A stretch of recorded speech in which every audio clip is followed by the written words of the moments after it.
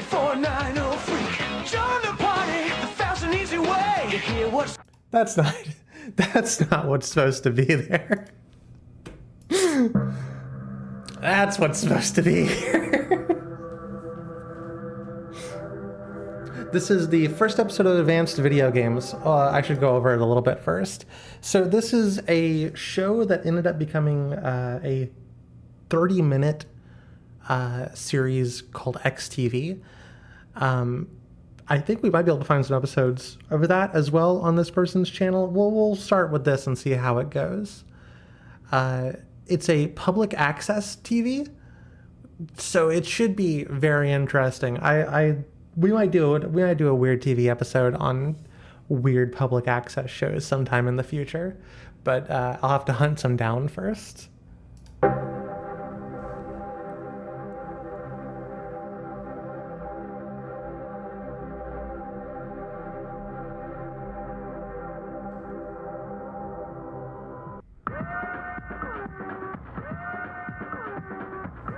Hold on, if it's gonna be like this, let me see if I can.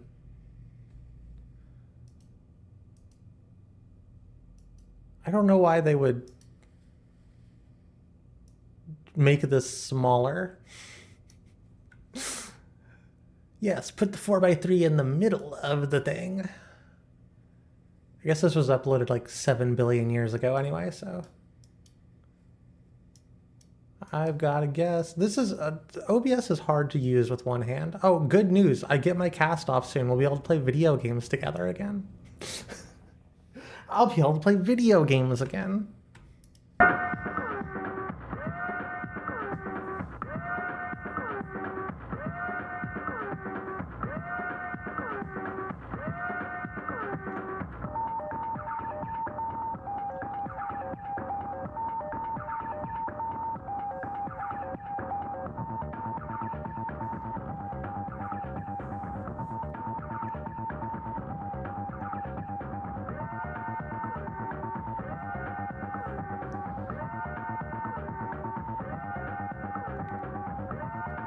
Welcome back, Amyalithus. How are you doing today?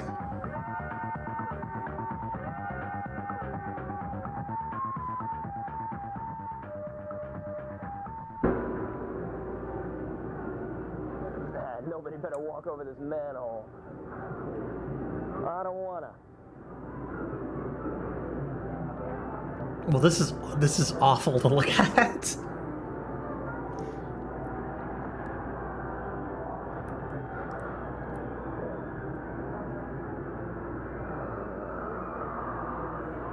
I get my name on there. Well, maybe another Is it the virtuality again? I'm all moist. This thing just keeps showing up. Hi.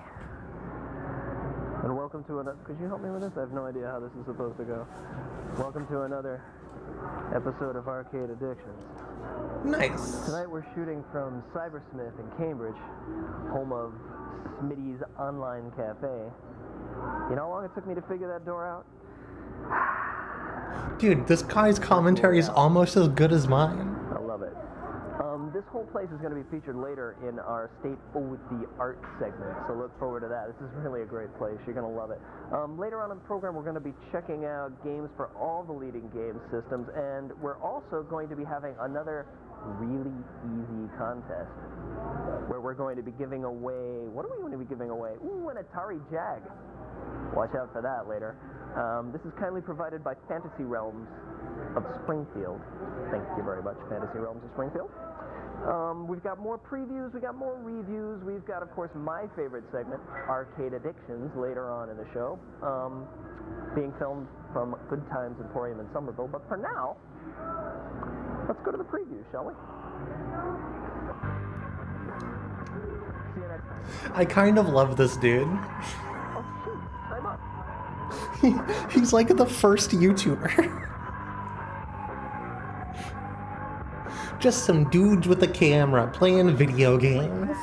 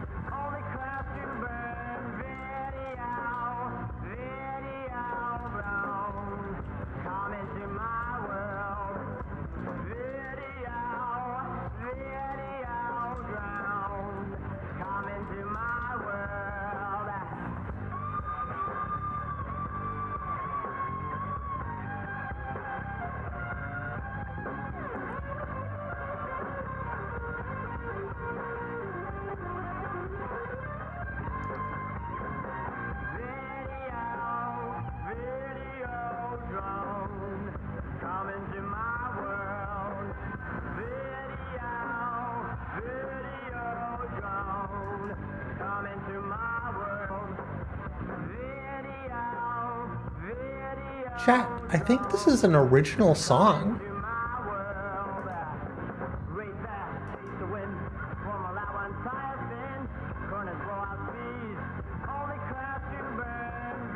I couldn't find it if it isn't an original song. I guess YouTube's copyright system will tell me when the stream's over.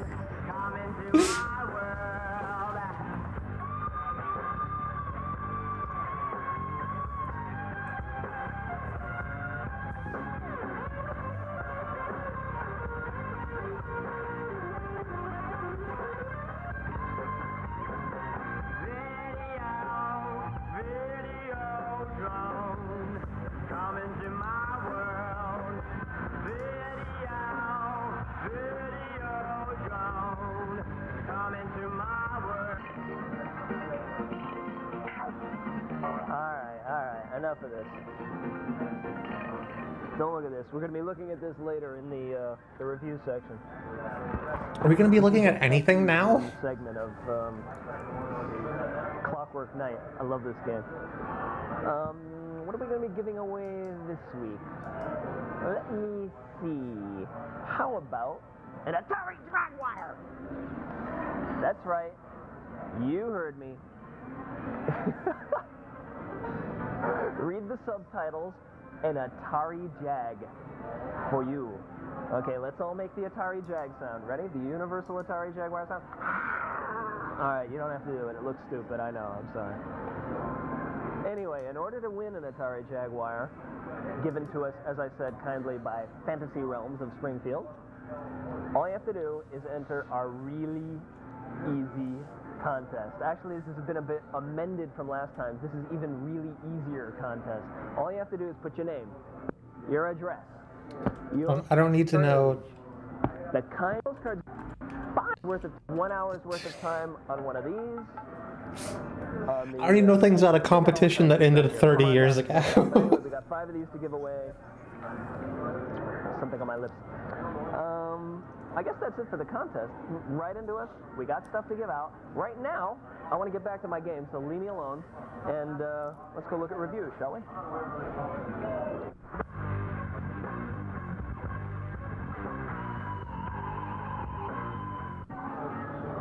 Here's Sue for 3DO.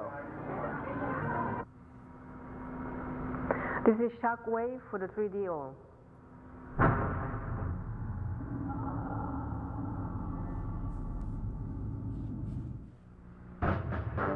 I just hope that the kid can cut it.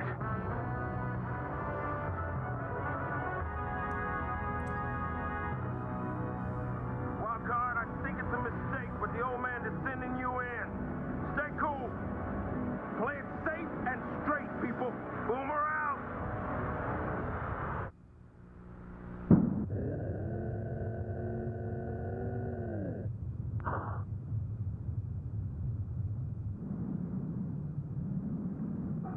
Nobody on Earth built these things.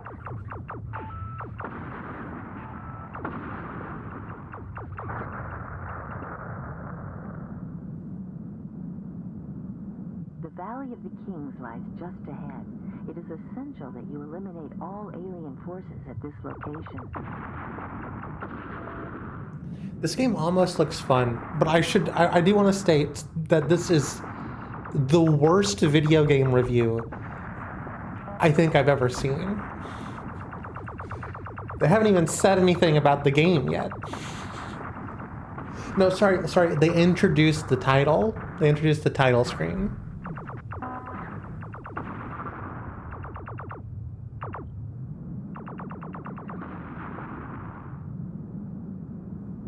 Civilian damage is not your objective.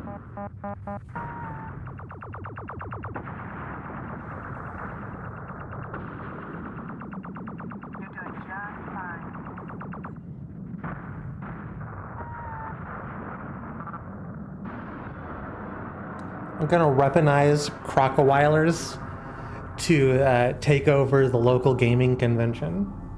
Just a bunch of little tiny hairy crocodiles. And this is cannon fodder for the Jaguar.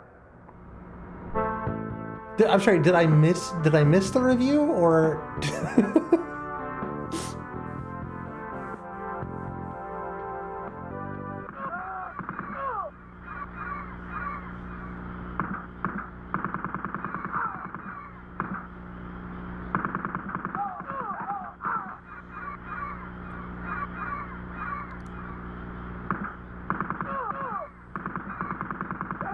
I get to talk at least a little bit of shit because I used to have a show.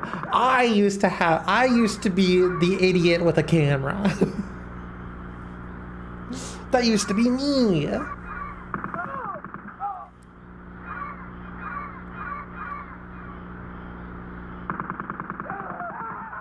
And Amylothus may be a little bit biased, but I think you'd agree with me that my show was really good.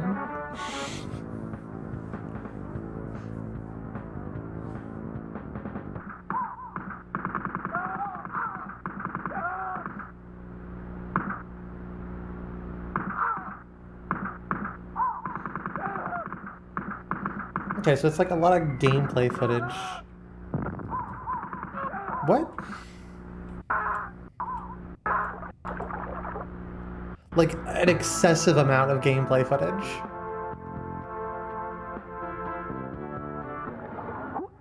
It's Space Jeff showing you some PC games. Ladies and gentlemen, I would like to introduce you to the computer game Relentless. It's a PC game, and I think you'll find it very rewarding. And detailed animations with advanced polygonal shading that will rocket the gamer into a breathtaking virtual world. Whoa, an actual review. Game interface allows the player to take absolute control over Twinson's actions and emotions. Visually stunning SGI cinematics in over 40 visually different locations with 150 individually unique buildings offer the player virtually endless adventuring and discovery. I get the feeling that they weren't trying to sell the games they're reviewing. I get the feeling that they probably made very little, if any, money off of these. Game design allows the gamer to discover and explore in multiple paths, creating a game that can be replayed using different tactics and strategies. Digitized speech makes Relentless a feast for the ears as well as the eyes.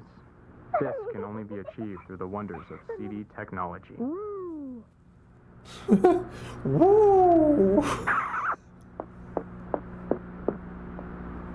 What is this game called? I feel like I've missed it. The title.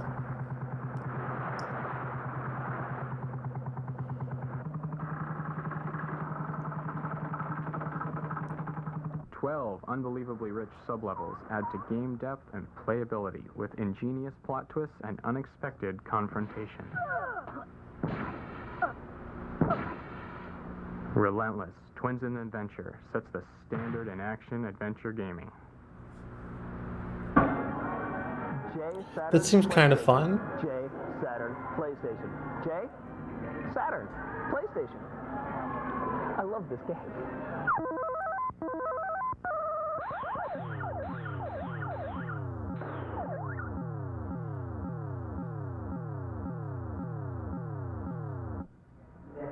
This is Ridge Racer for the PlayStation. It is arcade perfect. Ridge Racer! All right, everyone. 1 minute to go. Are you ready?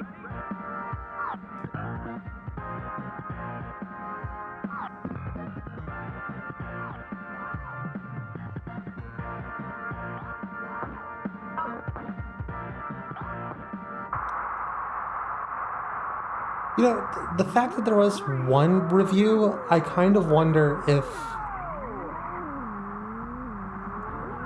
this dude like re-edited stuff, like he found the footage, because this is the YouTube channel comes from the editor of all of this, and just like had to edit it out for some reason. because it's super weird. There's just... This is the review segment, but there's no reviews. Also, Ridge Racers looks kind of sick. I might play Ridge Racers at some point. I'm kind of a racing game fan, but oh, come on.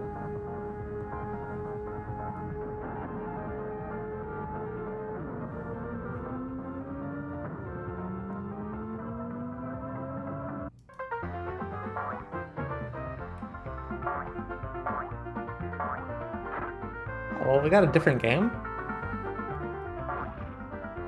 Hold on, what's this one called?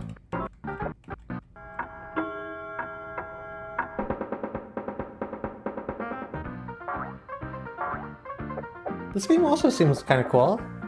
I don't think I'd want to play this game, but maybe if I was alive in the early 90s, I would play this game. I mean, I played...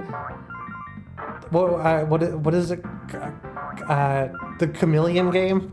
I played Chameleon Twist and really liked it. I played Iggy's Wrecking Balls, and it was one of my favorite N64 games, so I think I'd like Clockwork Knight.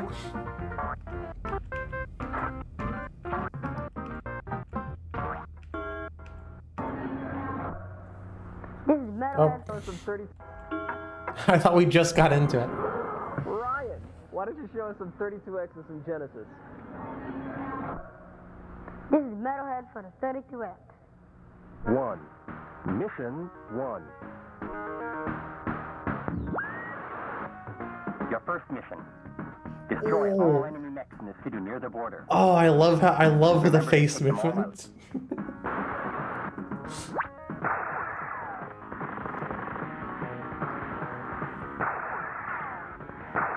I like that there were like TikTok people like replicating that style of animation in modern times.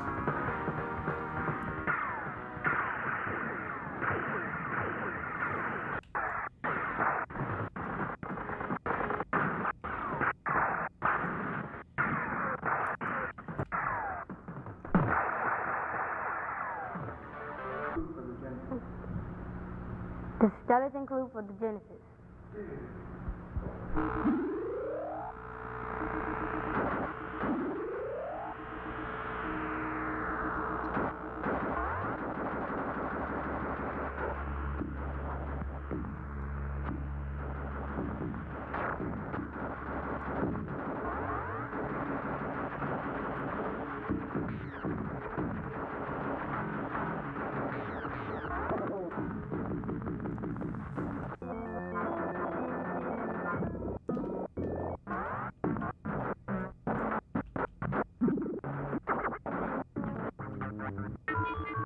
From next is David, who'll be trying out from Super NEX. The crew that works on this is huge. Super NEX.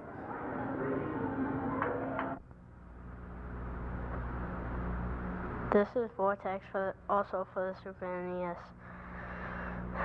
Basically what you have to do is just go around changing shape and blast things. Heck yeah. That's life goals. I'm changing shape and blasting things. That's my transition goals.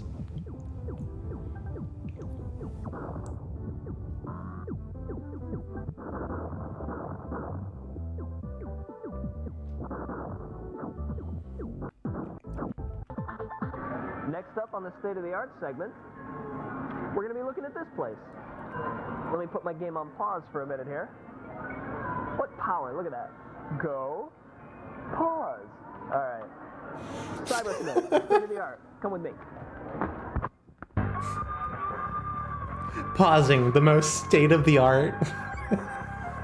The most state-of-the-art technology from 1990, whatever this episode's Here from. at Cybersmith. What's this one called? Did you notice the name of it? This is called something like blues recording, and like you strum with the triangle. Basically, she's playing along with these guys, and if she doesn't cut it, the little cartoon lady in there makes fun of her, and they send her back, I don't know, somewhere ugly. What's the whole idea? What is she supposed to be hitting? She hits the strings every time there's a triangle, so she actually plays the song with the computer. Be a guitarist in their band, actually, and if I don't do the strums at the appropriate time, they get very angry with me. You mean like that? Yeah, like that. We're about to find out, I was at. I'm not very good at this. This looks like more of a blues triad. Wait, I'm going to put the microphone up here. You can actually hear her play. What's your name? Allison. Allison, and you are? Lauren. Lauren, let's give her a little moral support. Play, Allison, play.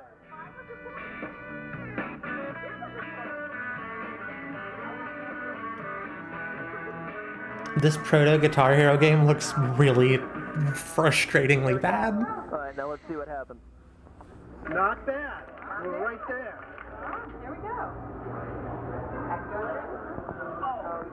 And you get an actual score for hitting this, for playing well. All right, I think But we're like, ready for the just like the virtuality, This is one of the many things they it have blows here my at mind that they Cybersmith. had It's this not stuff even for like really a game, PC you're sort of games. touring the countryside while you're pedaling. I didn't get my first PC until like 2012, so seeing stuff like this from the 90s is... Okay, wait, what's this up ahead? Some kind of tour. You can look at the map. It's like mind-blowing. All right, to start a race. Here we go. You can change your gears with this arm over here. You're actually steering by leaning the seat. All right, I'm gonna go off the main road here, onto the little bike trail. Oh, up on the hill. Whoa! Hey! Ah! And it actually speeds up and slows down your pedal as you're going up or down the hill. But I'll tell you, I mean, to tell you the truth, I've had enough. Let's go look at something else, like the food, perhaps. Get it? Get it? Because he's a gamer, and gamers are out of shape. Get it? Do you get it, chat? Oh no, wait, that's the start. I thought it was the end. I'm facing these people. All right, what happens if I hit one of them? Ah, broadside. Nothing, no carnage. All right, that's enough of this game.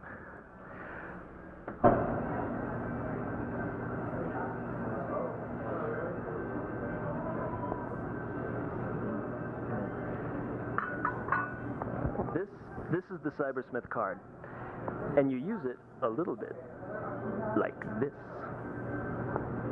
Plug it in, pull it out, remove quickly, says up here. I have 36 seconds left to order my meal. You can actually order from here. This is Smitty's Online Cafe, where I'll be talking to the owner a little later.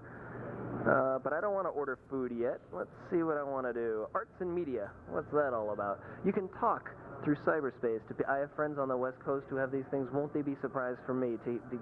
I just got a TV last month, so if they hear from me on their net, they'll be really shocked. I'm really pleased. Wait, what do we got here? This page shows the diversity of the web. You can view work on budding artists, read interviews with your favorite musicians, look at David Letterman's top 10 list. That's where I am. Actually, I'm a little hungry. I'm going to order a sandwich. I am so computer illiterate. Maybe I'll just stand here and click this little mouse for a while and have nothing happen. This guy is like so awkward. We're lounging in front of Smitty's Online Cafe with the co-owner and VP of Technology of Cybersmith, Jed Smith. Hi, Jed. Thanks for coming on. But so confident. I love this place. I just want you to know this is a great idea, and did you help design the place? Actually, I put some input on the design, but we had an architect and a designer that put a lot of effort into it. I think they did the concept behind it, aesthetically, I just think it's a big success, and I hope all right, well, actually, why don't I stick to my questions? Skip ahead. Don't like that one. Okay. Your family also owns VideoSmith, WordSmith, LearningSmith, BookSmith, and now Cybersmith. You want to tell us a little bit about the Smith empire? Sure. Well, I crossed out the word Smith. That's not one of ours. But my dad, Marshall Smith, started BookSmith in 1961. dedicated to the fine art of browsing. It was a pretty new concept at the time. Then he started VideoSmith in 1981 and LearningSmith in 1991. And so they're all separately owned companies. Cybersmith is the latest child of his creation, and he and I put our minds together to make this one come to reality. You must be really proud of it, too. It's a beautiful place. Thanks. Let's see. Next question. Okay, all your business ventures seem to combine business, education, entertainment. Does your family sort of have a philosophy of beneficial entertainment? I think the underlying philosophy is that these stores, or even Cybersmith, is our way of giving back to society. It's helping people learn and gain access to information in ways that they couldn't before. And it's doing it in a for-profit atmosphere, but it's providing a new concept, a new way to hit information that is unique. The Booksmith was the same thing with paperback books that were not readily accessible in 1961. They were kind of trashy novels in the supermarket or drugstore. The VideoSmith was before videotapes and VCRs had really hit, and so I think what Marshall is able to see is where new information technologies and new information media are hitting the public, and where there's a void in the general public for understanding how to get access to them. I don't know how close you were on his face, but I'm sitting right next to him. That was sincerity in his eyes. And my mom raised me like, zoom in. I think that's real. It thrills me when a big business owner means something like that. You are putting something back into society, and you're right. It's a great idea. Which was most successful financially of all your businesses? Well, there are many different ways to measure financial success. Then skip the question. Which did you find the most rewarding then out of all of them? Well, first of all, this is the first one that I've been involved with financially, personally. So this has been the most rewarding for me. I would say each of them, and this isn't a trite answer, each of them have been unique and fantastic experiences. For Marshall, my guess is he would say the first one, that Booksmith was a tremendous success and an exciting atmosphere to be a part of, a real revolutionary company for its time. LearningSmith is another exciting one in the sense that put together video, books, software, children's games, all different media, all related to learning. And I buy a lot of Christmas gifts there. It's a great place. Thank you.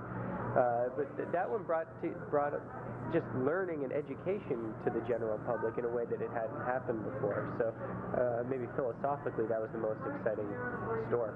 Now, right now, this is the only Cybersmith, is that right? That is correct. Do you have any plans of opening any other ones in the near future? We definitely have plans, although we're not sure where or how many. We're working on that right now, so it should be fun. I foresee this mushrooming. I foresee it spreading. It's great ideas do that.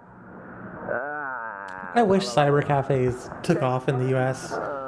like they did in Japan. Were you at all worried about an investment in an untried concept such as Cybersmith? Oh, yeah. What am I, nuts? Yeah, of course. I mean, this is new. It's never been done on many levels. Paying for use on the stations with these card readers here, that hasn't been done. Bringing this many computers to the general public, that hasn't been done.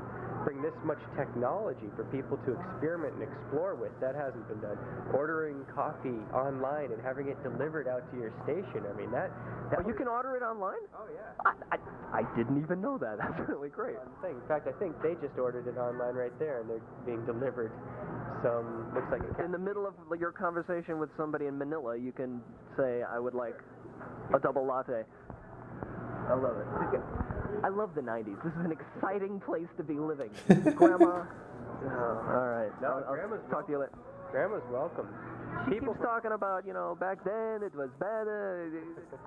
It's so thrilling to see technology blossom and even wonder where it's going, I think but I wonder what this dude thinks So we about tried to bring today. a welcoming, non-intimidating atmosphere. We're getting adults, we're getting kids, we're getting senior citizens that want to learn, want to explore, and they're doing it together. The booths we set up to fit 3 or 4 people around, so that people can share the experience, and that the computer is no longer just a tool that automates your tasks on your desktop or in the office. The computer is a device that you can communicate with, and that you can have person-to-person communications as opposed to just calculating something. I think it's a different kind of tool than a lot of people thought it was.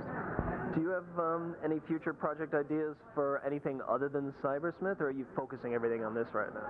I'm focusing everything on this, although I actually am in the process of writing another business plan that will relate to this in a way. But you don't want to discuss because you don't want anyone swiping it. So much is happening in technology right now that the opportunities are enormous. That's great. All right, now a couple of personal questions, if you don't mind. Do you patronize your own chains? Sure. Oh, definitely. Okay. What's the capital of Nebraska? Lincoln. Next. Nobody gets that right. I'm doubly impressed. What's your favorite breakfast cereal? The other 3 states that have a capital that's named after a president, besides Lincoln, Nebraska. Hang on. I have no clue. You can't get one? All right, wait. There's Fillmore, Illinois. Is there Fillmore, Illinois? I should know this. Washington, right? I believe we're done. Jed, thank you very much for chatting and letting us into your store. This is I don't know what the third one in is. the way. This is really nice of you. Thank you very much. Thanks for coming. Thanks for having me. No problem. Well, as you can see, as well as the serious stuff he's got up front, he's got games in the back, this is great. I'm playing soccer. I'm not breaking a sweat. My shins aren't bleeding. I don't smell bad. Well, relatively speaking. What happened? Jesus. What you can do here, he's got all different game systems, he's got all different games. Rather than dropping $500 a game system, you can come in here and for 17.5 cents a minute, get one of these little card doohickeys and check it out and see if you actually like it. And if you do, then go out and buy it. Or write into us, and maybe you can win one. He's got games for sale. He's got, I didn't even show you some of this stuff. He's got little morphing things you can make for t-shirts. The game that Allison and Lauren were playing earlier, that was just one game on that system that you could plug into. I think it was a Mac it was in. And there's Monty Python. There's the mouse CD-ROMs that you can just sort of plug into. This is a wonderful idea. Come on down, check it out. There's a lot of stuff to play with. Well, this is the end of the... What's the name of this segment? All right. Cut. Editing. This is the end of the State of the Art segment. I'm gonna play with some more of these games. Why don't you tootle along? It's astonishing, like... Comes after State of the Art? Let's go somewhere else. Let's go how bad else. they are at this. You somewhere else, and I'm just gonna play a little soccer.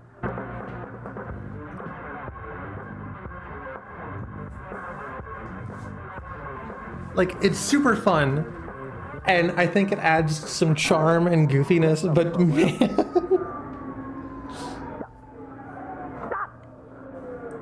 Lots of stuff. Good stuff, neat stuff. We got stuff. You want stuff? Come to us. We got stuff. I'm going to show you some stuff.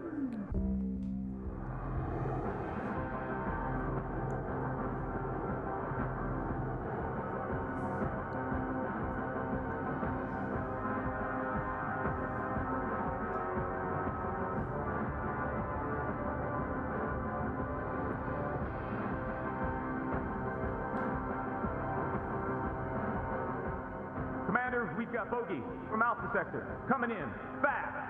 Starbase Bravo to vessels bearing 150, Mark 29er. You've entered restricted space. Withdraw immediately. Commander, we're detecting... Isn't this just one of the games we saw in review? Ensign, notify the Stellar Command that we're under attack and get Gamma Squadron off the deck pronto. Scrambling Gamma Squadron. Intercept in 2 minutes. We're hit! Shields are down! Commander, receiving a low-frequency comm signal. Switching to view screen now. I am Lord Slodak. Supreme Predator of the Dark.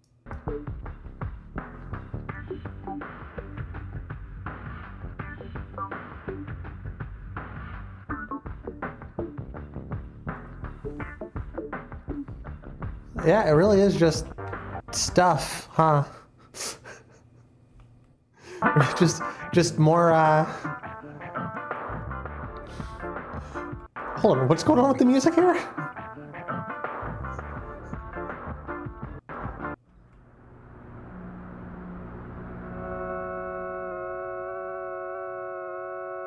In its infancy, the whole of creation glimmered against the dark void.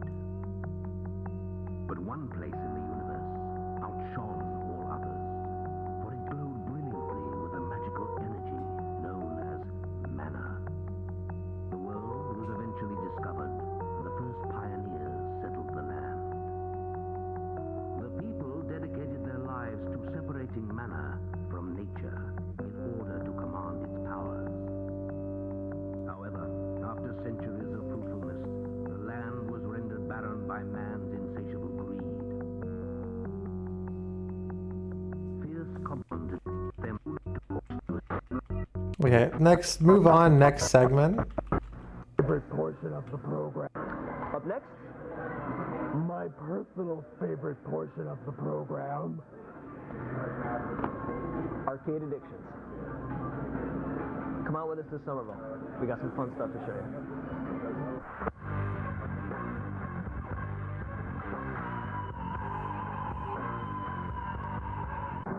Well, here we have yet another fighting game, and I suppose my first question would be, how do you pronounce the name of this game? I don't really know. Nobody knows. It's that game, that T game, that Tekken thing.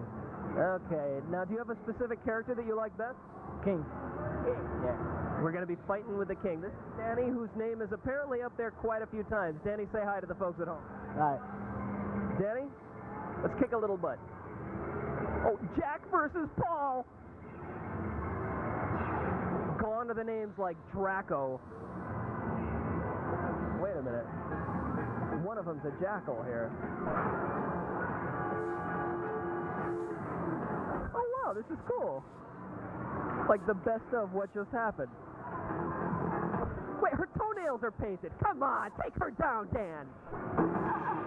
Do they pick out the best stuff? What?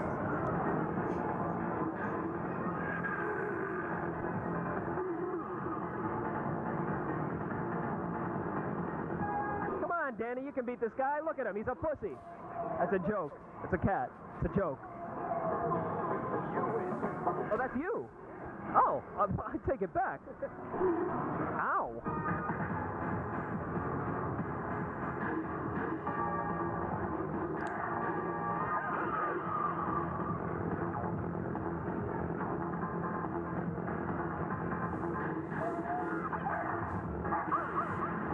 The animation's a little more raw, a little more cartoony, but I don't know. There's something about it I really dig. I like the way it keeps changing from camera angle to camera angle.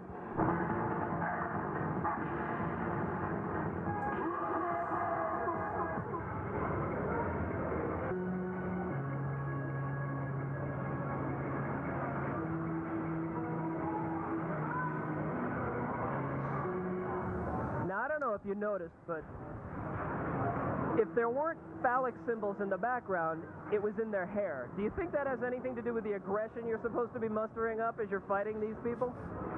I don't know, maybe. Subliminal advertising. Well, I'll tell you. I'm just a little overwhelmed. This dude would make a really good streamer. I'm gonna go drive a car or something. I'm gonna go weep. I don't know. I'm gonna go beat somebody up. That's what I'm gonna do. And I'm gonna style my hair like this. Gonna style my hair like a fat cock. A little more genteel, a nice drive in the country. This is another game by Nintendo that's going to be on the Ultra 64 system when it eventually comes out. This is their pushing the envelope, state-of-the-art. Oh, Cruisin' USA. I love that game. Well, ready to take a drive? Take it easy on me. I've seen a lot of violence today. Yeah, Cruisin' USA. Choose your car. I was speedrunning this game at one point. I should actually go back and try and speedrun it again. It's a very difficult game to speedrun.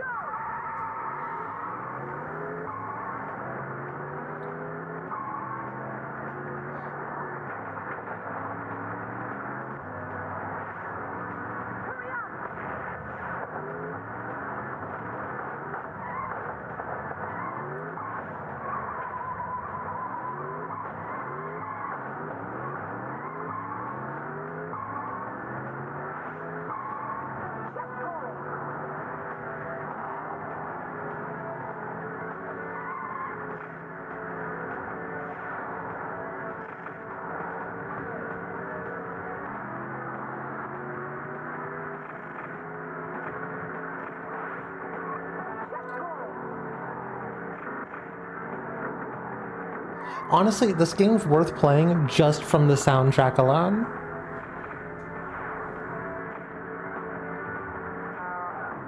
The N64 version is. I don't know if the soundtrack is different on this one.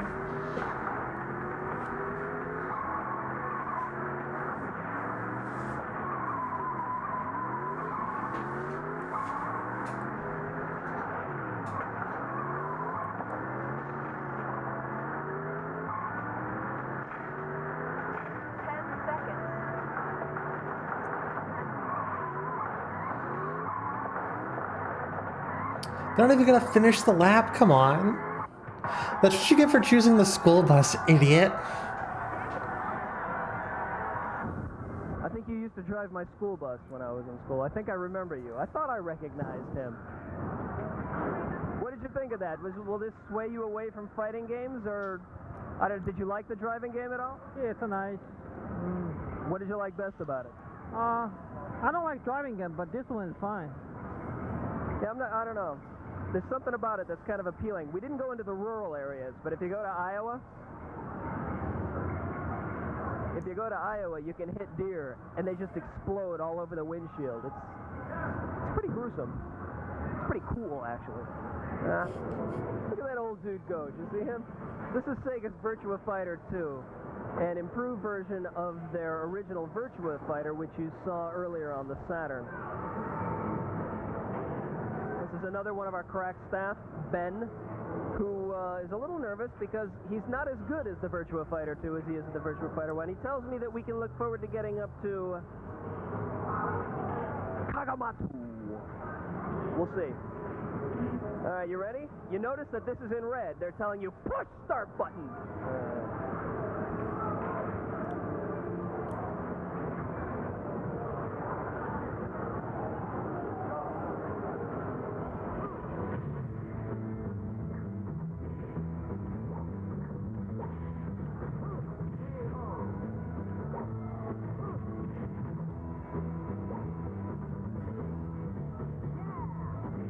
How do you hang in the air in slow motion like that, Ben? Now, are you the guy in the green or the guy in the red? Red. How do you get your hair to stand up like that? I don't know. You better ask him. It's the magic of computer animation, ladies and gentlemen. Sarah had a nice little move there.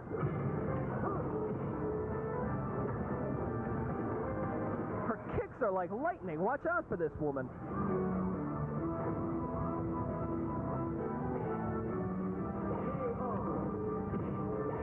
All right, listen, you didn't have to break her ribs. I just said watch out for her. He's an old, bald man, Ben.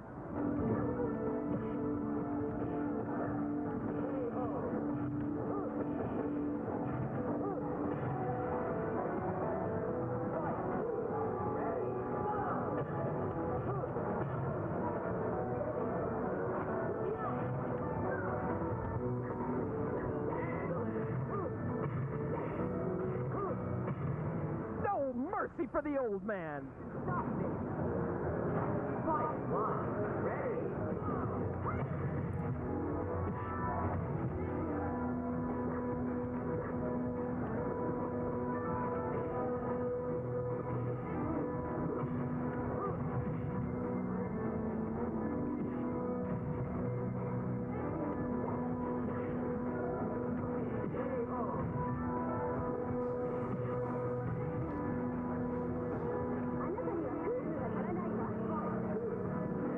out for those flying pigtails.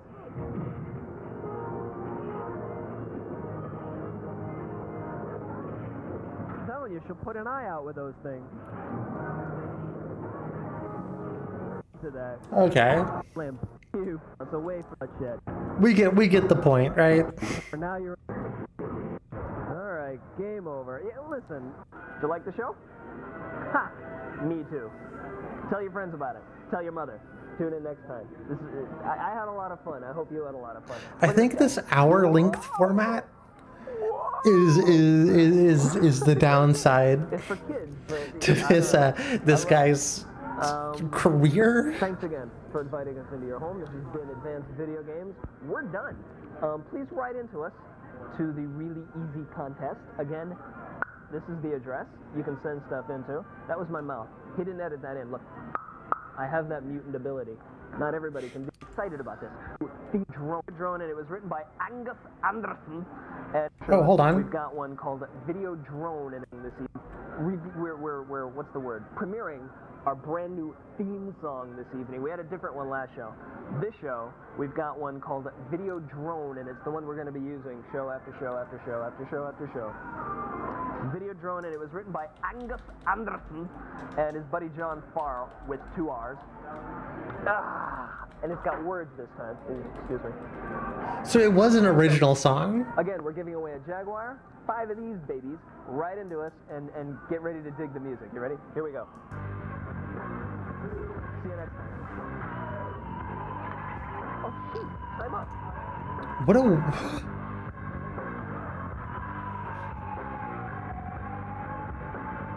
What a weirdly sick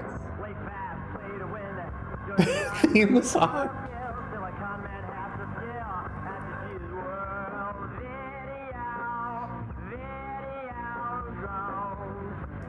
Yeah, like I want to like this a lot, but I kind of only like it a little bit. I think it's cool. A little bit of it's just because it reminds me of the old video game review and news show that I used to do, which is probably just as funny as this dude, which is to say not very. So, okay, yeah, they ended up doing, after this, a show called XTV, and they have an episode of XTV, and they cut it down quite a bit. So it's like a 30-minute episode instead of an hour-long episode. We may watch that if there's time tonight. But I want to get into our next thing, which is the you know what? Why don't we?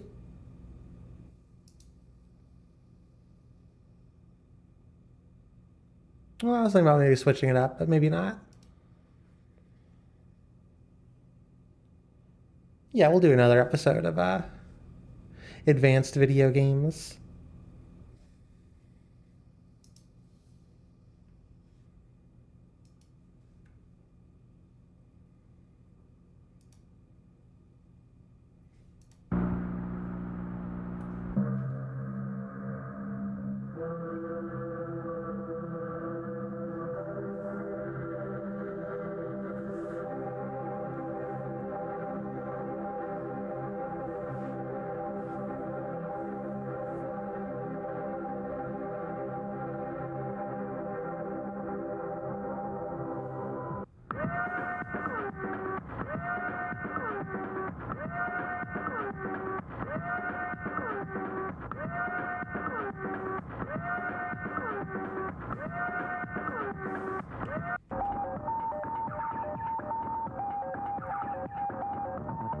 Oh, this one's bookmarked. Or not bookmarked, but has,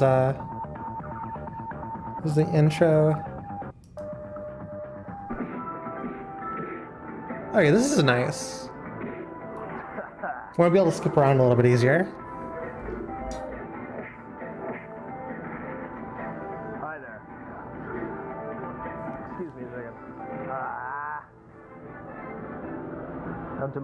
crazy.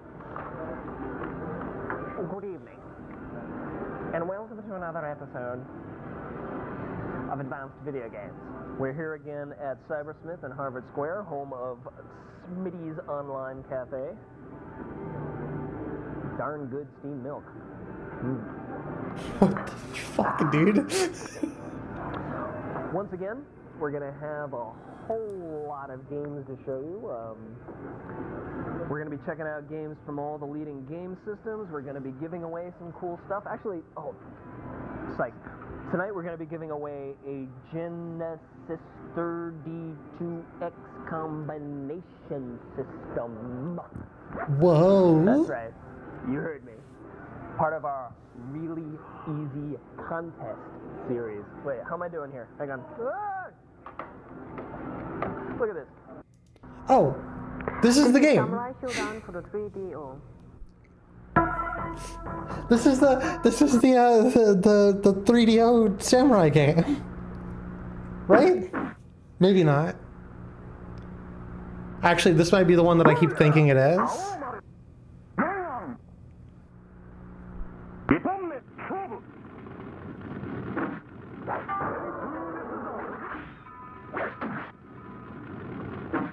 Yeah, I'm not sure if this one is it, actually. I don't know if this is the one that I have. It feels like it's the one that I have, but I could be.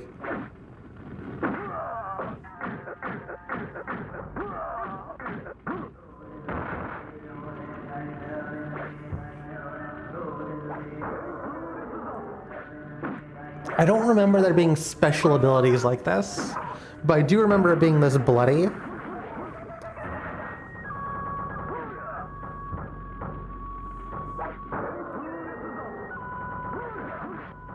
Yeah, after my wrist heals, I'm gonna have to drag out my 3DO and see if this is the game. Oh, I don't have to do this anymore. Doom on the Atari Jaguar? For the Jaguar.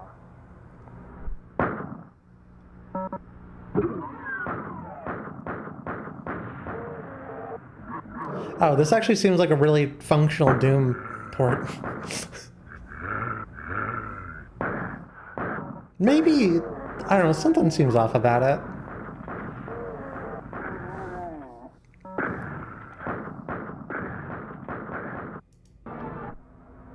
Ladies and gentlemen, for your delectation, we have Magic Carpet for the PC. It's a ripping game.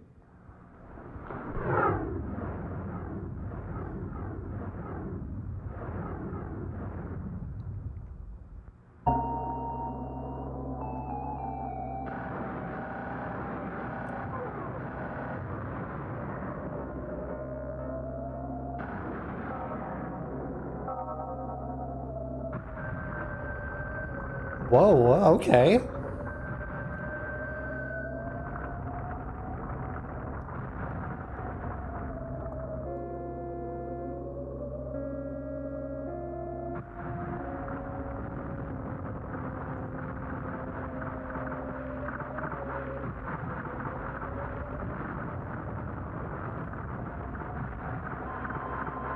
Maybe the PC kids of the 90s were on to something.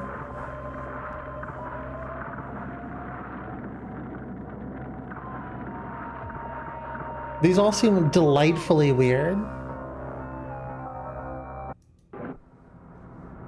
This is Killig for the PlayStation.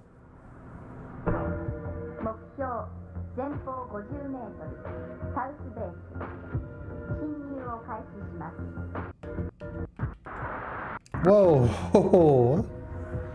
Oh, I thought something exploded.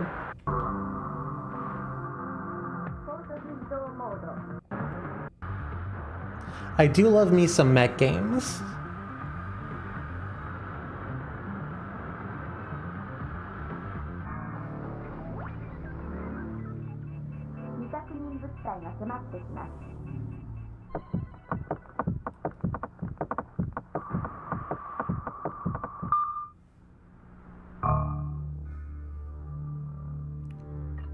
Yeah, I don't know, it just doesn't seem particularly interesting. Victory goal. This is victory goal for the Saturn.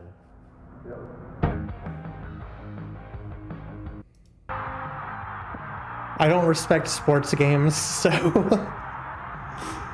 let's see, Super Motocross, Donkey Kong Country. Donkey Kong Country gets the shortest... Look at Donkey Kong Country. Oh, what's this kid again? The best game I saw for Super NES so far. True. No lies there, kid. I like how the only person that gives like any form of a review is an actual child.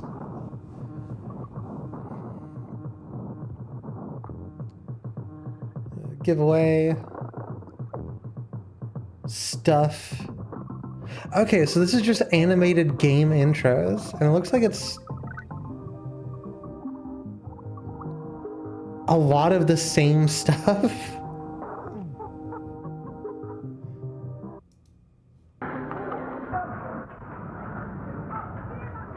Here we are in front of Namco's Ridge Racer, which you've already seen at Sony's PlayStation earlier. Now you get a chance to look at the arcade version, see how it stacks up against what you could bring home.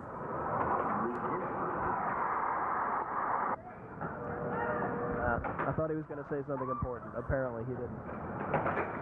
Well, I wish there were now, the man arcades is self-admittedly a fighter, not a driver. nearer. We'll see how he does. Drop your coins in. Let's see how we do. I like the big... Like, the nearest arcade to me is 5 hours away.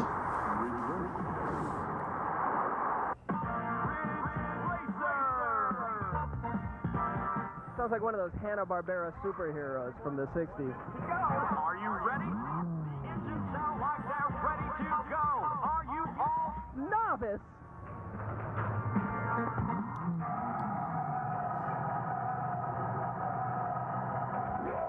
All right, don't hit the girl in the bathing suit.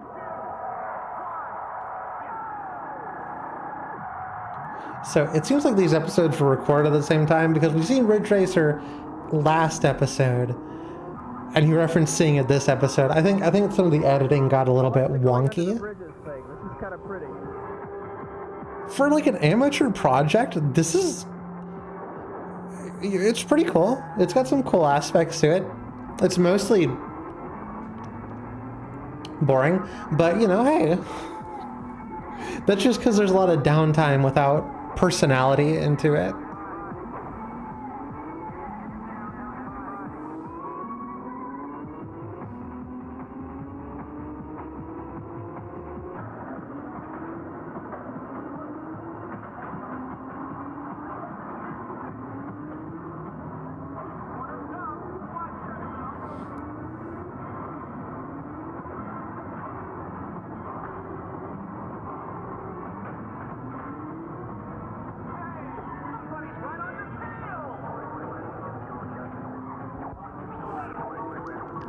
Besides that, it seems like it's still just watching stuff.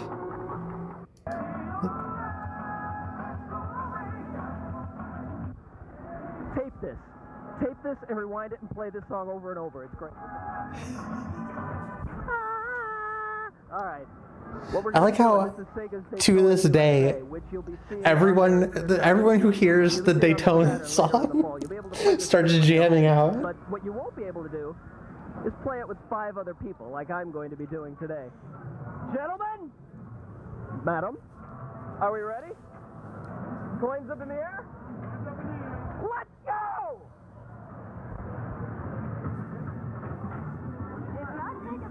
Yeah, I know. Alright. 2. Advance.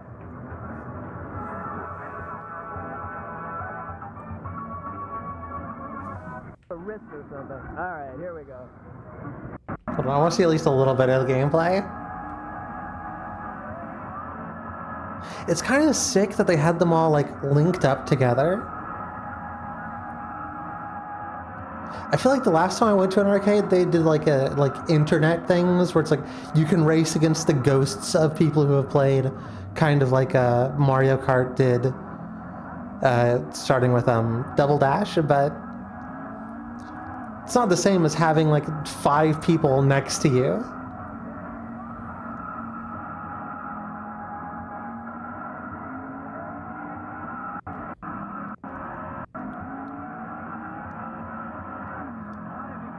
Yeah, that's really neat. Oh, hold on. It's gonna take me a million years to go through this. You know, if I wore groovy blue pajamas like that, I'd be able to make moves like that too. That was so smooth. I can see getting addicted to this game. This is pretty fun. I mean, because you're basically just pressing the buttons, slamming them around, and then she does all this intricate stuff while you... I love it. Anyway, all right. Well... That is how I understand fighter games. Thanks for tuning in. Thanks for inviting us into your living rooms, or bedrooms, or kitchens, or wherever we happen to be. I hope we didn't track in too much mud. Please join us next time. We'll have more previews, more reviews, more stuff to give away, more contests.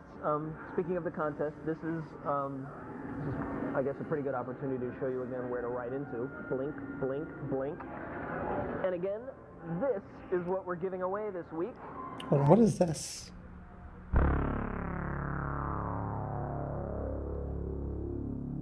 Yo, they got so many to do.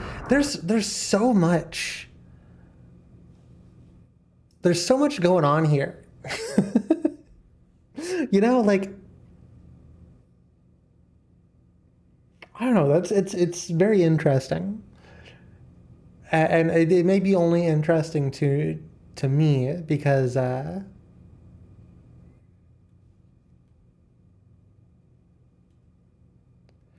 had a gaming show that was kind of awkward and focused around comedy that was various levels of okay.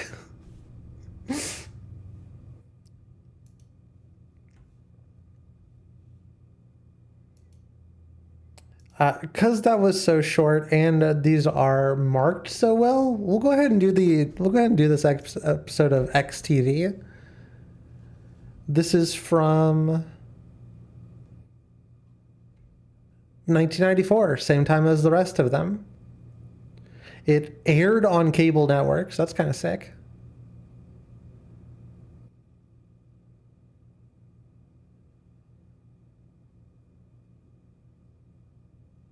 A lot of this is the same information that I have read on the other one. We'll see. Maybe it's a little bit more cut together, you know, like we're a little bit more fast-paced. XTV is sponsored by Planet Lair, insider fanzine for the comic book minded. Good Times Arcade in Somerville, for billiards, arcade, and more. Fantasy Realms of Springfield, new and used games, wholesale to the public. And Comicopia of Kenmore Square in Boston for comic books, videos, and nifty stuff. Prepare yourself. 10, 9, 8, 7, 6. Good evening. Welcome to another episode of XTV. Tonight, again, we'll be showing you the newest in arcade games. We'll be showing you the newest comic books out on the market. We'll be showing you some of the newest rock videos. Stay up another half hour. Might be worth your time. Are you ready for the future? What's that? XTV. Okay, this one's already a lot more sick.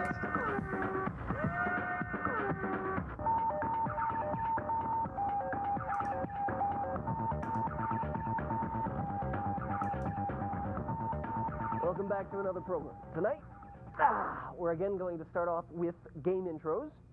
That's the little bit that they put on before the video game that you kind of have to sit through in order to get to the actual gaming part of the game. We're going to show you tonight Road Rash by the 3DO. I like this game. I like this game a lot. It's a good game. No one can tell me Road Rash is not a good game.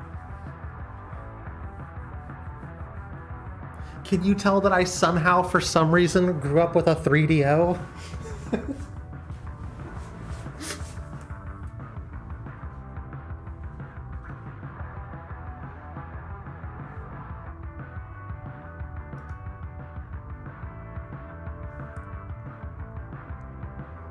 Alright, let's go ahead and skip ahead. Tonight, on our comic book section, we're reviewing the crossover of Batman versus Judge Dredd. And for those of you who saw the Stallone movie, don't judge the character by that. Trust me, Dredd is cool. Almost as cool as Batman. And when they get together, look, you'll see.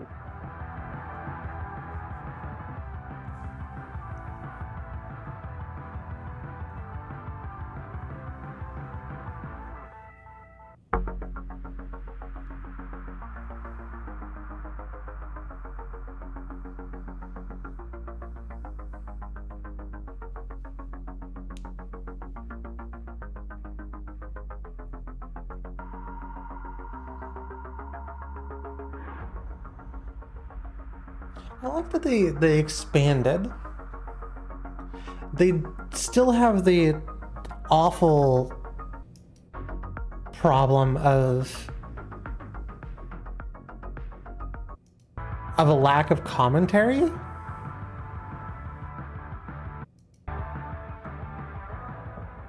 Once again, our friend James. There's a signpost up ahead. Your next stop. Advanced video games. I love my job.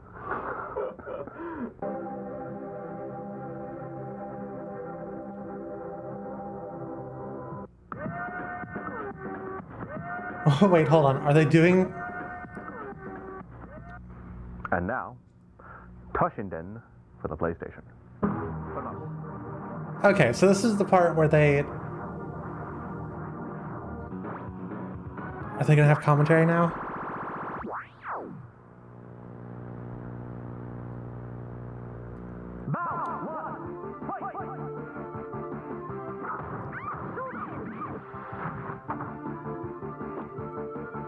Yeah, like all this show's lagging is like a little bit of like a review over the actual gameplay footage. Here's some gameplay of Road Rash. Oh, this isn't even the game I'm thinking of. I couldn't get very far in Road Rash as a kid because I kept crashing.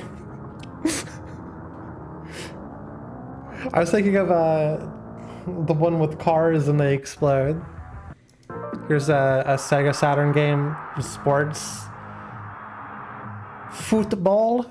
Welcome to another State of the Art segment. Tonight, we're going to be hanging out with Tia Carrera. That's right. Me and Tia Carrera. All right, actually, we're going to be showing you a video of the making of the Daedalus Encounter, this sort of interactive game that she stars in. You know, from Wayne's World, Rising Sun, Tia. This brings us into our next segment pretty well. Watch it. How-tos, the making ofs.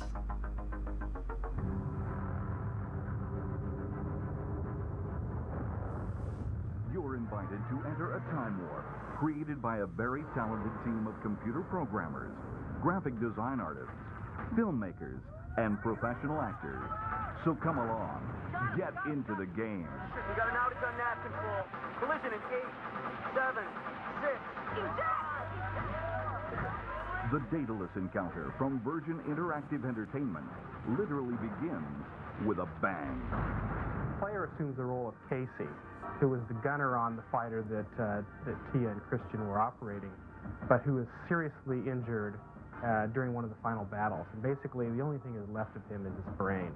Your mind has been placed in a cerebral support mechanism. It's a device that when... She's trying to say you're a brain in a box, Casey.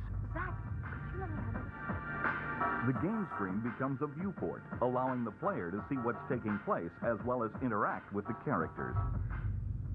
Here, why don't I let you take a look at yourself?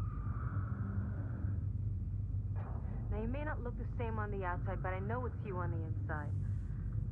I'm the head of the ship, and my cohort, Zach, who, you know, he needs my direction to get him through space and keep him alive, basically.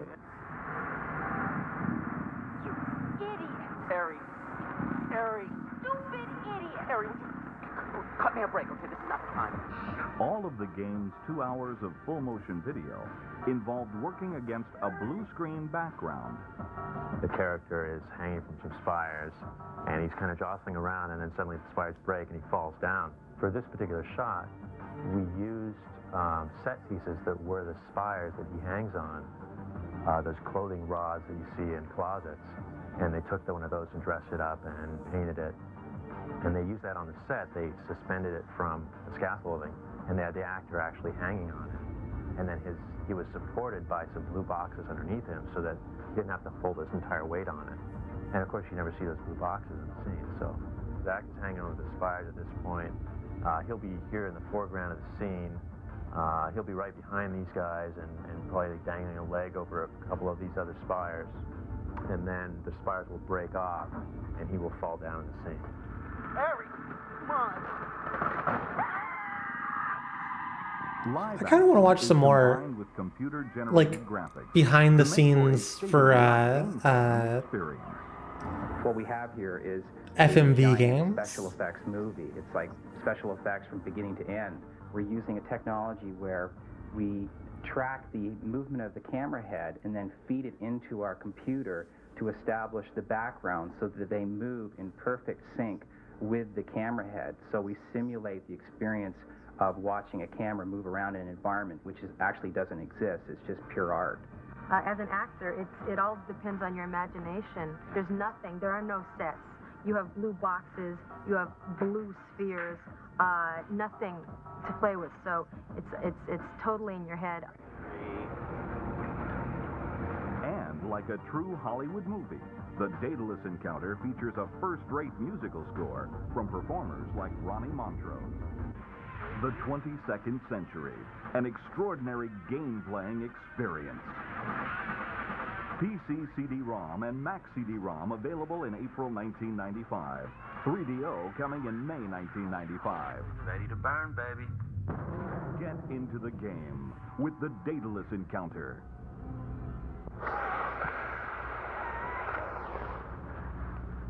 And now here's James with some rock videos. James! I'm gonna help this. This is literally just our show. I'm James Wu. We're back on XTV, and now our show with less jokes. Hi, I'm Fred Schneider, the B-52s, and you're watching XTV. If you care to write to us here at XTV, we have an email address at America Online. We also have, well, you know, doesn't everybody. You just have to live somewhere. A regular address. So you can write to us on pen and paper as well. Send us something. Send us pictures. What are all these segments? Draw me pictures, send me poems. Postcards. Things. Stuff you And now, Rob, again, with Jillian, again, playing, what's he playing now? Ace Driver. Ace Driver. Pet Detective. Oh, wait, no, that's Okay, we're starting to get some jokes. The other dudes are starting to get some jokes. You know. Hello, and welcome to Namco's Ace Driver. The game with its own rap. This is Ace Driver, and we're here to take your coins. You know what makes me I've never played this before. There's warning signs all over the place here. There's that red and black striped stuff. Warning, warning, keep hands and feet away. It might be because you're able to adjust your seat. I'm not entirely certain.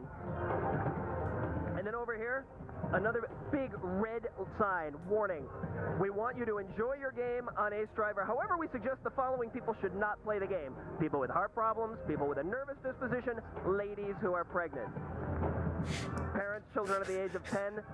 Sorry, pregnant women. You can't play video games anymore. However, I'm going to put in my 6 coins, because this costs $1.50. Let's see if it's worth it. Gentlemen, slip your coins in. Racing Evolution. 3, 4. Dig that sound every time a quarter goes in. Yeah, well, okay, this is another one of those that have, like, multi... Man, I remember seeing a couple of these in my life, but arcades were on their way out by the time I was even, like, a child. We're gonna die! I'm really nervous. Oh, no, I don't like this viewpoint. There we go. Holy Jesus! It moves!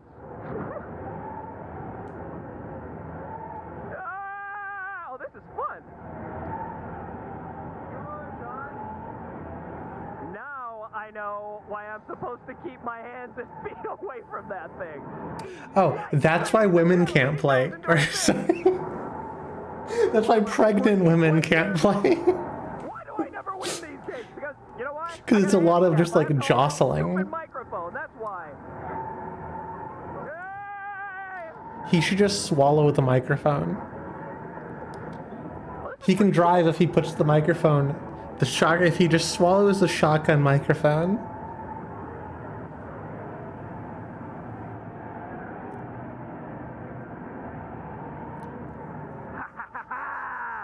Taking the inside track.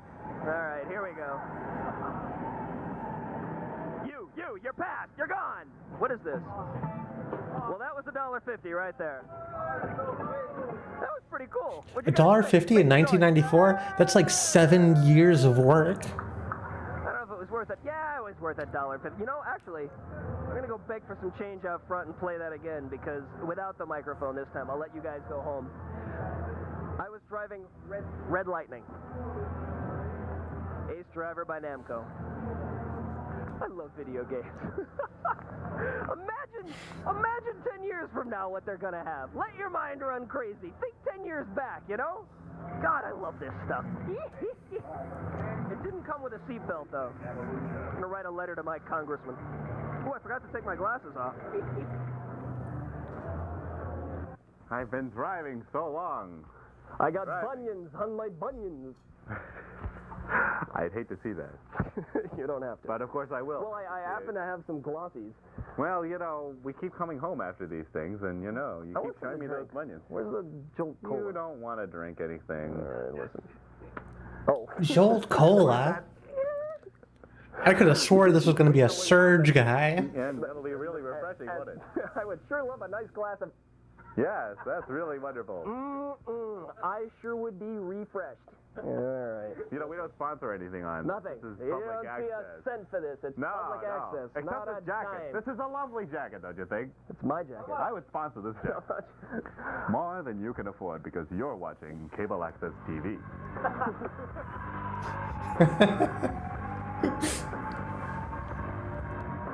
Yeah, okay, like this is cool.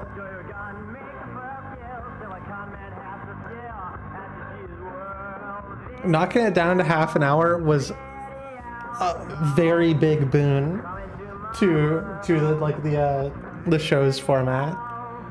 I could ask for a few more jokes, but I'd have to go back in time. And I'm not going. I don't have that power, unfortunately. All right, so next we have some options. Let's see.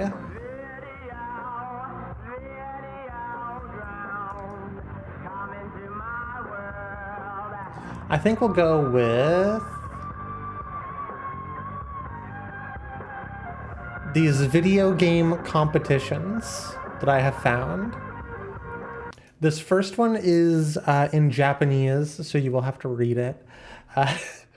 The subtitles may be a little inaccurate. They are automatically translated by YouTube, but we have subtitles. A little bit of details on this one. Okay, well, apparently I don't have any information. This is a competition from 1999. It's, I want to say it's Pokemon Stadium. I could be wrong. We'll see as it goes. Maybe they'll introduce it a little bit better. Apparently, I forgot to put down any information to remind me what this one is.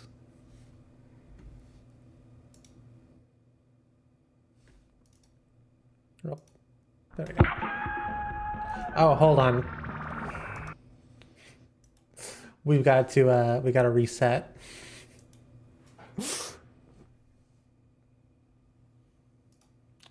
There we go. This one's not zoomed in. Oh, and I had captions on.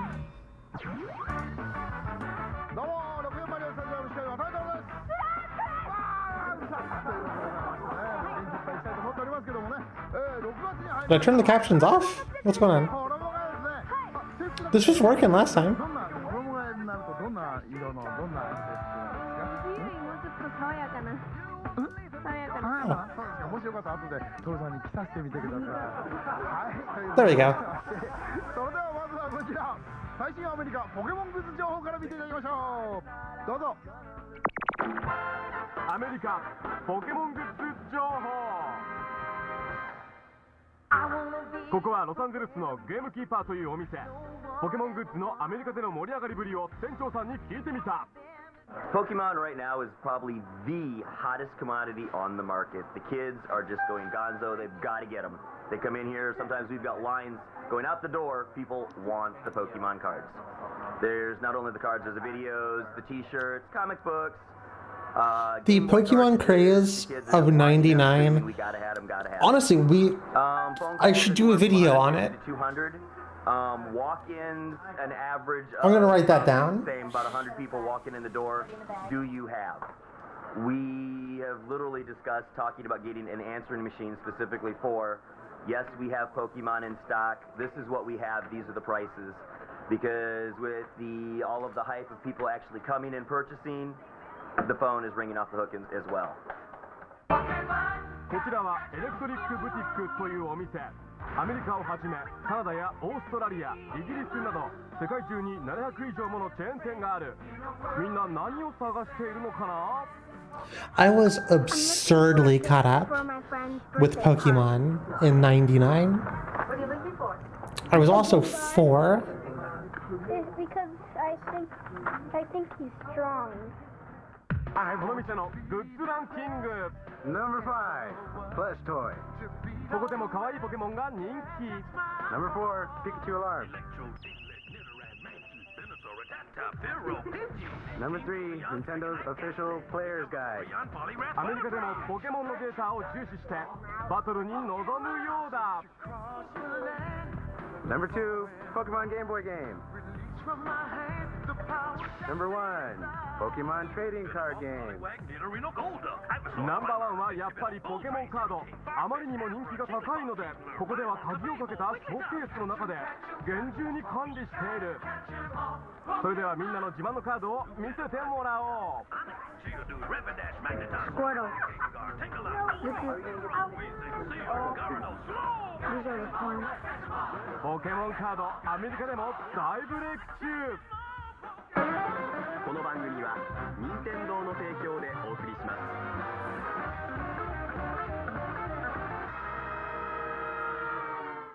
す。 Game Boy Color. お客さん見た顔だけどポケモン関係忙しいでしょ。そうだにゃ。ポケモンピンボールも出るしにゃ。 Yo,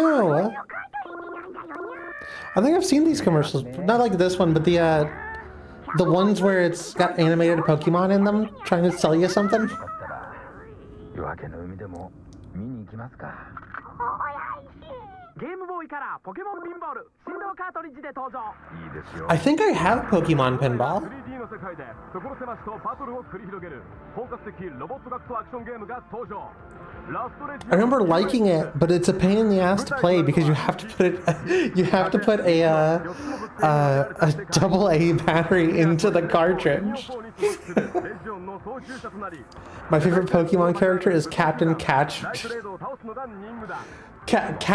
Mall from Pokemon O and Bitch. 自分の攻撃力を最大にしたり、敵のストーンを奪うと一撃で倒せるなど一発逆転も可能となる。迫り来る敵のレジオンを破壊し、世界の平和を守るのだ。 さてさて、続いてはスマッシュブラザーズのコーナーですけどもね、アサリドどうしたんですかね。変わらず負け続けてるんですが、そのせいかなぜか、はがきが殺到しまくってるんですよ。みたいですね。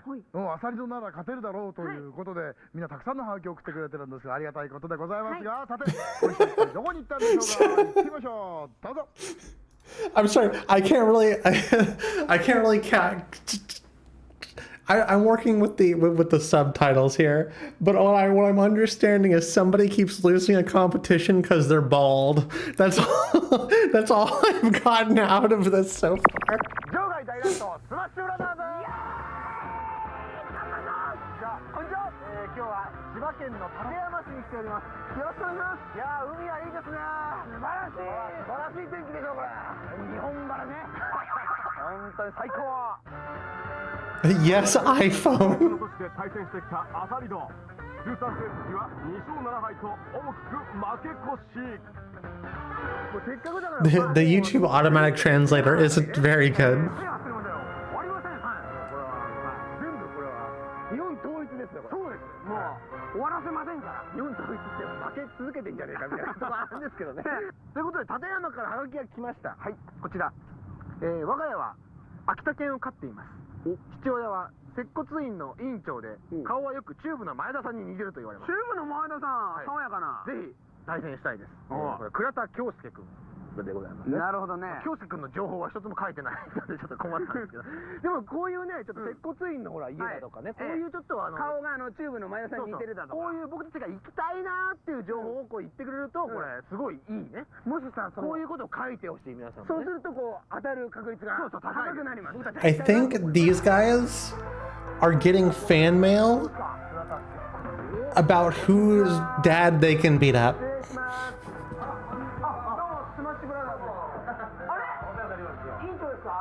And here they are, they're going to beat up this guy.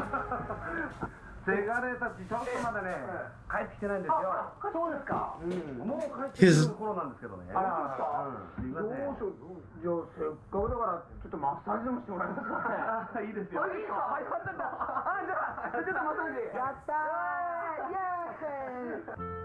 わざとらしくちょっと早めに現場入りしたアサリド。体だけでなくそのなまった心までお父さんにしっかりリフレッシュしてもらいなさい。はい、行きますよ。行きましたね。大丈夫ですか。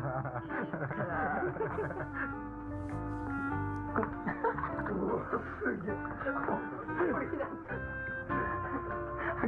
もう、あ、やられたやられた。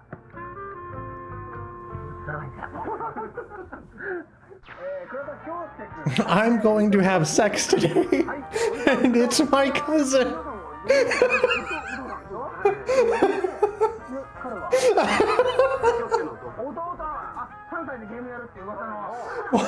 What is up with this?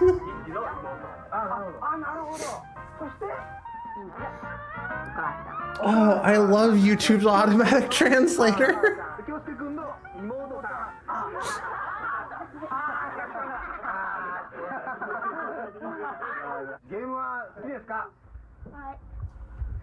One日どれぐらいゲームやるの？最近は中学になったからあんまやんないけど、小学校の頃は1日3時間ぐらい。ああ、やっぱやった。まずい。あれ、お姉ちゃんは？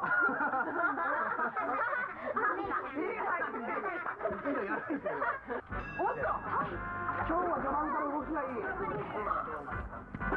お、やばいみたいな感じになってますよ、ジンジ君が。あ、ダメだ。いいな。あ、危ないよ。オッケー、大丈夫。バイバイ。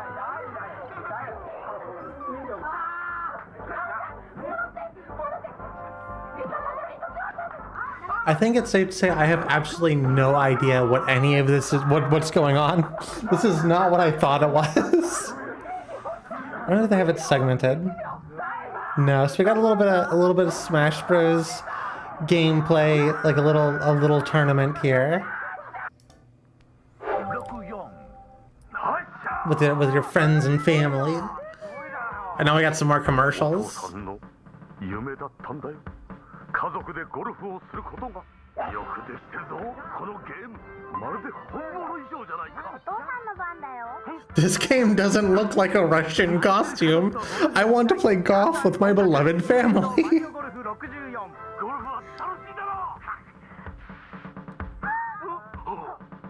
Erotic. ゴルフってゴルフなの？しょうがないだろ。付き合いなんだから。だってゴルフってこんなに楽しいものだったんだ。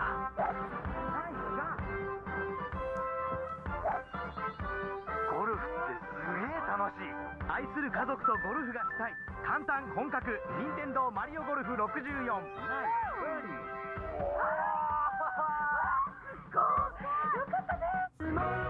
ケモン映画情報。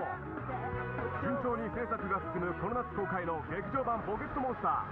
この中で新たに登場するヤドンから進化したポケモンヤドキングの声を噂のあの人が担当する。 The movie's still pretty okay, by the way. It's way better if you turn it into a drinking game, but it's actually still pretty good.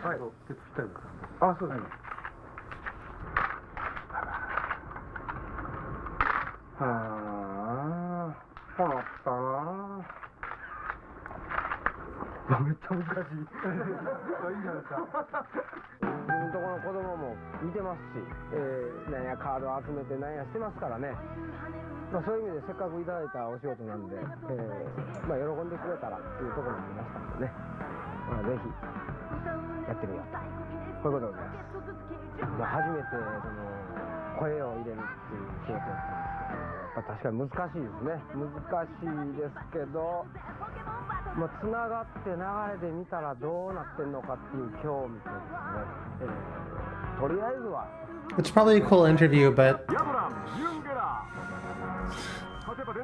it's not exactly translated.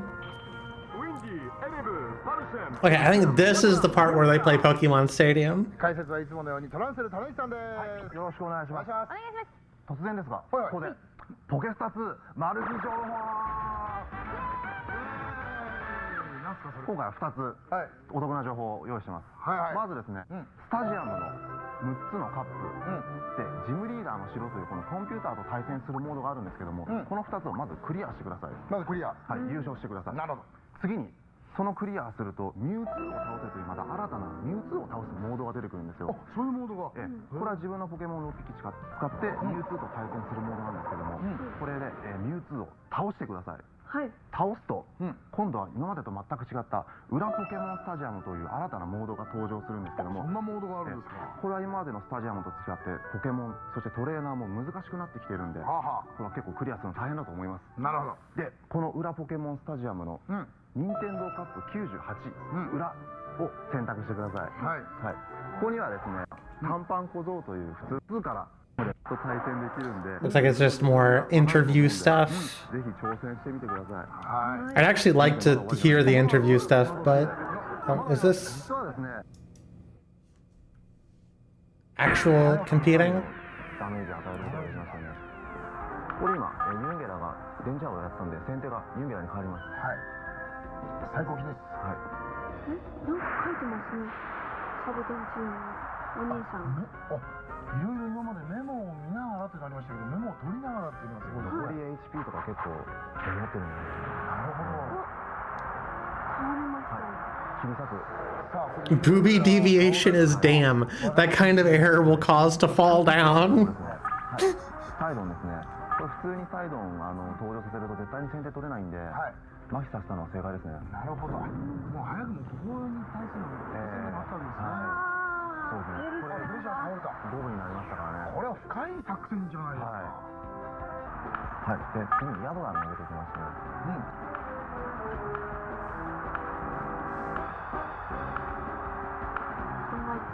そうですね。子供だと多分先手はサイドンじゃないかと思うんですけども。Seems like there's something right here at the end. Oh, it's a Pokemon Snap commercial. 任天堂64ポケモンスナップ。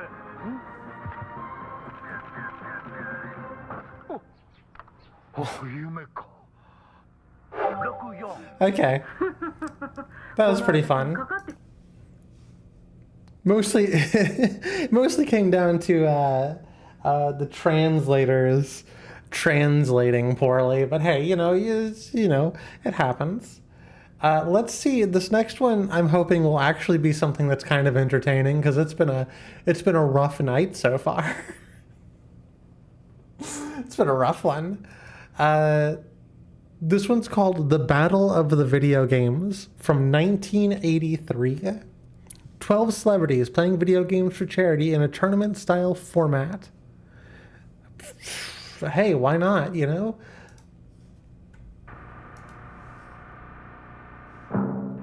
Today, Scott Baio, star of Different Strokes, Bridges, Facts of Life's Mindy Cohn, the incredible Lou Ferrigno, TV star Jenny Lee Harrison, Dynasty Heather Locklear, from Alice, Philip McKeon, from Archie Bunker's Place, Denise Miller, star of Teachers Only, Lynn Redgrave, Dance Fever's Denny Terrio, Soap World's Michael Young, and from General Hospital, Jacqueline Seaman. Compete for cash and prizes totaling $25,000. From Six Flags Magic Mountain, it's the Battle of the Video Game. Ladies and gentlemen, here's our host, Anson Williams. Welcome. Welcome. Hi, video fans. I'm Anson Williams, and welcome to the Battle of the Video Games. We're really looking forward to a super tournament. And my co-host today is a super talented lady, as well as a super sports commentator, the gorgeous Miss Jane Kennedy. Hello. Good. We're here. I like that part. I like this show. Do it again. Do it again. No. One more time. My wife? No. We're here at Six Flags Magic Mountain, just north of L.A., where a tremendous crowd has gathered for this unprecedented event. That's right. Unprecedented is definitely the word for it. Because in just a few moments, 12 celebrities will be vying for top honors, playing for some of their favorite video games, and they'll be competing for prizes and cash to be donated to their favorite charity. And in addition to the competition, we're going to be traveling to Chicago, headquarters Chicago? of Midway Manufacturing Company, Chicago the mentioned? world's largest manufacturer of arcade games. And we're going to show you how these games are made. And we'll get to know our competitors just a little bit better by meeting each one of them in a celebrity close-up. I used to work with work with someone whose dad worked at Midway and worked on like Mortal Kombat Armageddon and stuff. That was pretty cool. Competitors. Well, there's a feeling of great expectation here today. Attention so great you can almost cut it with a feather. We're going to meet our teams, though, right now as this tournament is about to begin. Here are the competitors. First, the gold team at 5'11" from Brooklyn, New York, playing for the American Diabetes Association, the star of Jody Loves Chachi, Scott Baio. Playing for the Hathaway Home for Abused Children at 5'4" from Los Angeles, the lovely star of TJ Hooker, Heather Locklear. At 5'3" from New York, the star of Archie Bunker's Place, Denise Miller. It's kind of interesting that this conceptually is basically the same thing as like the stuff that the Ludwig-esque YouTubers do now. For the American Cancer Society at 6'2" from New York, the star of Alice, Philip McKeon. At 5'5" from New Jersey, General Hospital's Jacqueline Zeman. Jacqueline is playing for actors and others for animals. I like that. The red team, standing 5'10", As much as things have changed since 1983, they also really haven't. They just seem less special. At 6 foot even from Central Florida, Dance Fever's Denny Terrio. Denny is playing for the United Way. And playing for the gray team, standing 6'1" from the heart of Dixie, playing for the Hathaway Home for Abused Children, Soap World, Michael Young. Playing for the Todd Hart Fund at 5'8" from Glendale, appearing in the new miniseries Malibu, Jenny Lee Harrison. And at 6'4" from New York, the star of the upcoming movie Hercules, a big sucker, the incredible Lou Ferrigno. Lou is playing the John Tracy Clinic for Hearing. Well, those are our celebrity teams. We'll be right back with round 1 of the video game, so stay with us.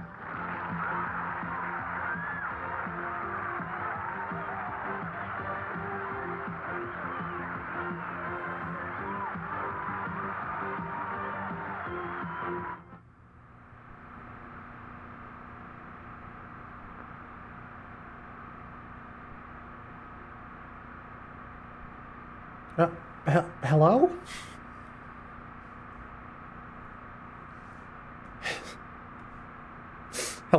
Hello?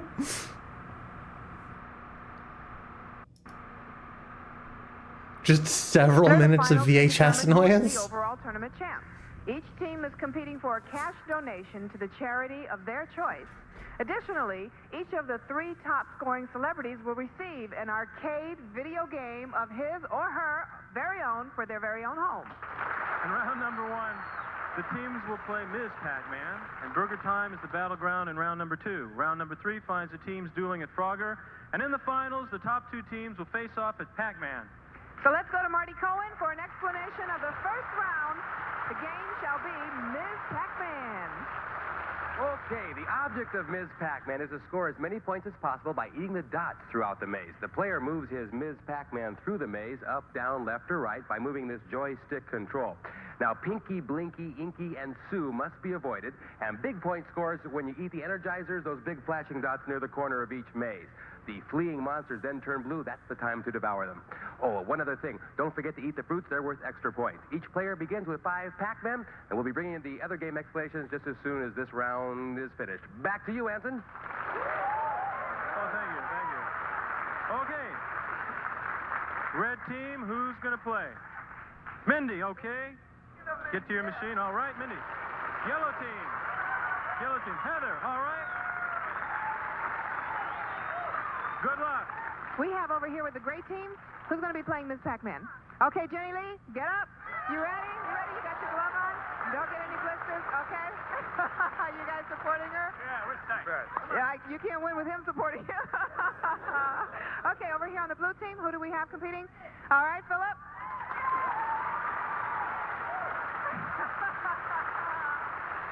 Put your best shot forward. Okay, Anson, the players are ready. Are you ready, players? Are you ready, players? Ready, audience? Are you ready, audience? I guess we're ready, James. That audience is stacked for just watching some dudes play Miss Pac-Man. Oh, sorry, they can't even watch them, can they? This young man knows what he wants, and that's to win. Jenny Lee Harrison gets some support from the boys in gray. She'll need to eat an Energizer so she can get points. There, that's 200. If she eats another, she'll get 400 more. Yes, there it is. We'll get back to Jenny Lee in a minute. Here's Denny Terrio of the red team watching the progress of his teammate, Mindy Cohn.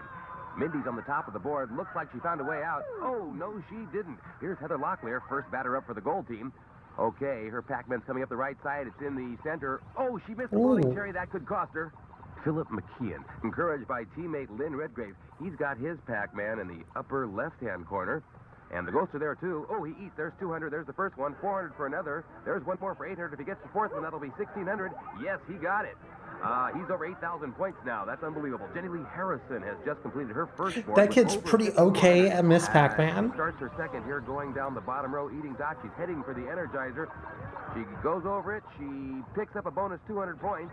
And now she's going to cut up the right-hand side of the board. She's going for another Energizer. Yes, she gets it. And there's another 200 points. There's the red team's Mindy Cohn. She's at 4,400 as she heads towards the Energizer. She goes over it. She's looking for some bonus points. No, she's not going to get any. Now she cuts up. Look, there's the floating fruit. She missed that, too. Now she's floating up the right side of the board. She's going for the Energizer. There, she's got it. She cuts down. Oh, Mindy, why didn't you go through the tunnel? So there's the gold team's Heather Locklear. She's at 5,500 and is headed to the upper left-hand corner. There she goes up. She didn't go over the Energizer. Oh, that cost her dearly. Jane? Let's take a close-up look with the star of Facts of Life, Mindy Cohn. Mindy, do you hang out with the rest of the girls on the show when you're on your spare time? Oh, yes, all the time. Movies, concerts, just out to dinner. It's fun. We're so like a family. It's unbelievable. We're like sisters. Are you dating? Anyone out there? I'm available here. No. No, I go out with friends. I prefer that because, number one, I don't want it all over the papers if I do go out. I think that's so sad. I can't believe it.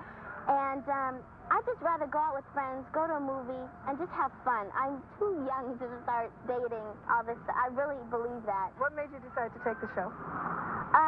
Number one, to help the charity I'm working for, which is Easter Seals, and also I love seeing all these people that I don't see, Scott Baio and all these people, it's fun. It's fun to come and be a part of it and see the crowds of, our fans are, be sitting out there, rooting for us, whether we're good or not. It's such a good feeling. Thank you, Mindy. Well, let's take a look at the standings. The blue team with Philip McKeon is in the lead. In second is Mindy's team. The gold team, led by Heather, is in third place. And bringing up the rear, the Grays and Jenna Lee Harrison. Here's our leader, Philip McKeon. He is working along the bottom row. All the ghosts are there. He goes over the Energizer. He gets 200. Yes, that's 400. No, if he gets all four, that's a total of 3,000 bonus points. Yes, he got them. Here's Mindy Cohen. She's currently in second place and is working her way down the left side over the Energizer, and she picks up some bonus points. Maybe let's take a look. Yes, there's 200. Now, she's completed her second board. Oh, there's a little halftime show for Mindy and her teammates. Heather Locklear is only a few points behind Mindy as she works the top part of her board. She goes over an Energizer. She gets 200 bonus points. And she eats a few more dots. Yes, she completes her second board as well. Jenny Lee Harrison has taken over third place and has her Pac-Man in the upper left-hand corner. Strategically, she waits. Then she goes over an Energizer. Yes, there's 200 points. Yes, there's another 400. That strawberry's worth 200. She gets those. Okay, now she's going to... she cuts through the tunnel. She's going to try and complete her board. She's going to go up... No, wait. Oh, bad move, Jenny Lee. Jane? Heather Locklear, a very beautiful actress, leads quite an interesting life. Let's take a close-up look at this star from T.J. Hooker. You're starring in a popular show now, T.J. Hooker. Right. But you have two things going for you. You're also starring on a show called Dynasty. Dynasty, a real popular show, yeah. So you're doing both? I mean, you like switch from one set to the other, back and forth?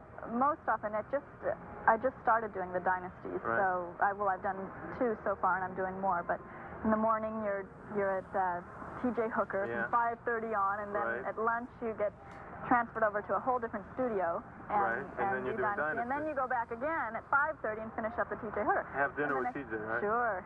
Yeah, so that leaves a lot of time for social life. Oh yes, you don't know how much time. No, the weekends I can squeeze a little in. What charity are you playing for today? Hathaway House. What is Hathaway House? It's for abused children. And a worthwhile cause that is, Heather. Jenny Lee Harrison has been having some problems and has dropped back into fourth place. She's down to her last Pac-Man and is trying desperately to make a comeback.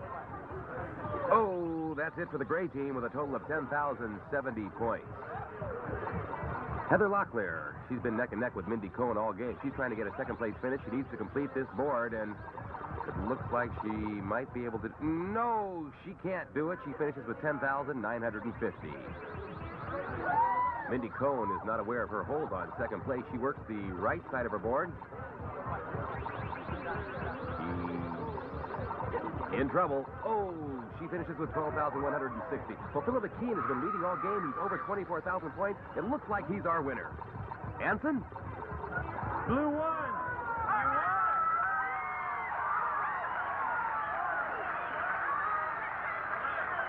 Congratulations.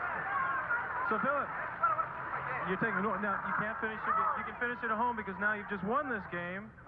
And yes, are you going to be able to fit it in your bedroom? Yeah, we're moving into a new house. I'll have plenty of room for it. Oh, great. Well, congratulations. Have a good time. Let's play now. Round 1 has just been completed, and just so you know the standing of the teams, the gray team has a total of 1 point, the gold team 3, the red team in second position with a total of 5 points, and the blue team, the winners, with 10 points. Round 2 play will begin in just a minute, and we'll be back right after this. We'll be right back with Scott Baio, Lou Ferrigno, Lynn Redgrave, and many others on the Battle of the Video Games.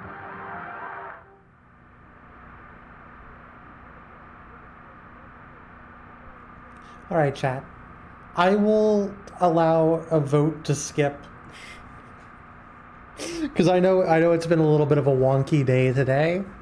If you aren't enjoying this and want to move on to the next segment, type 1 in chat. If you are enjoying it, type 2 in chat, and I'll keep going.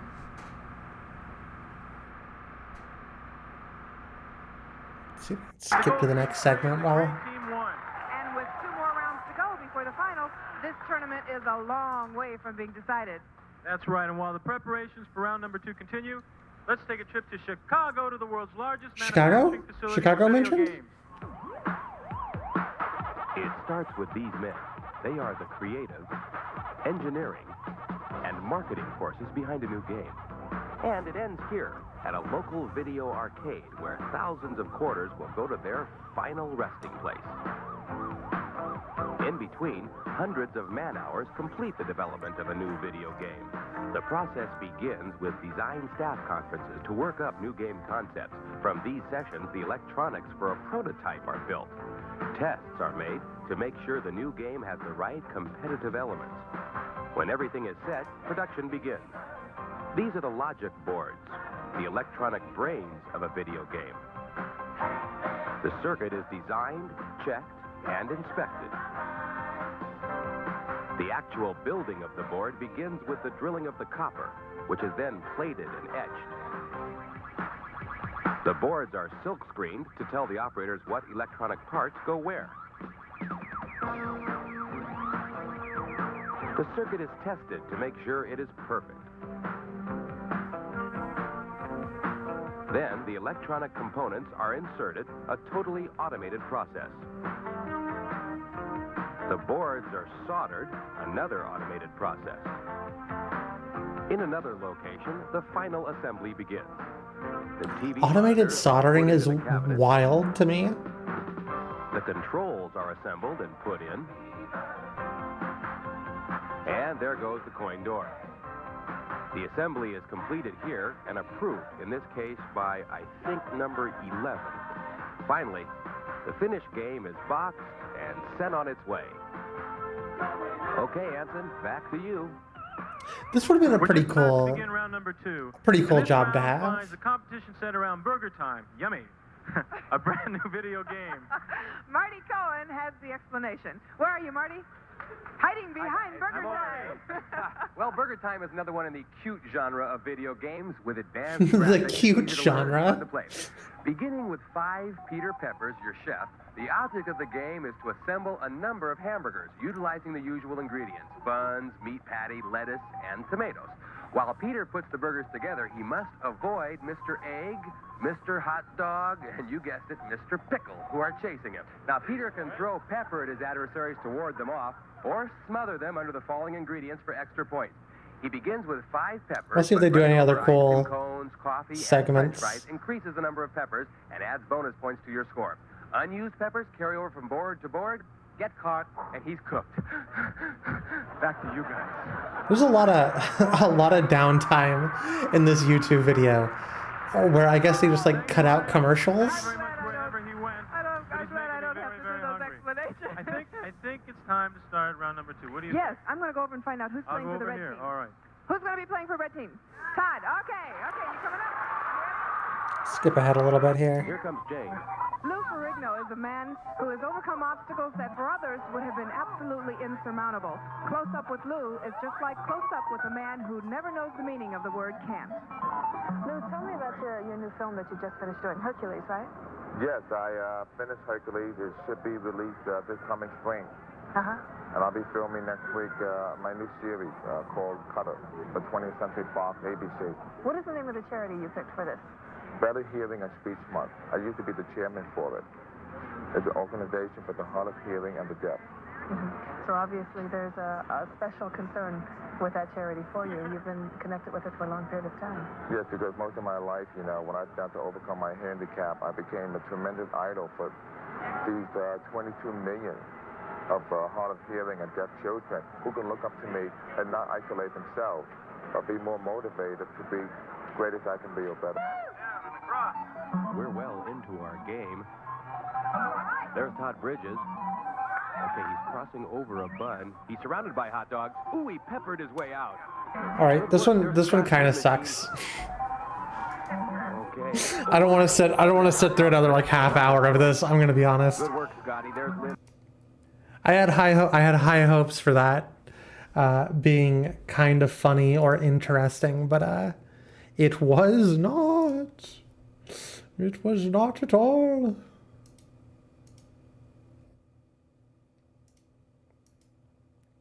I do have some making ofs for video games. I'm going to go ahead and start with this. First one is the making of Ghost in a Shell, the PS1 game. I believe from 1998.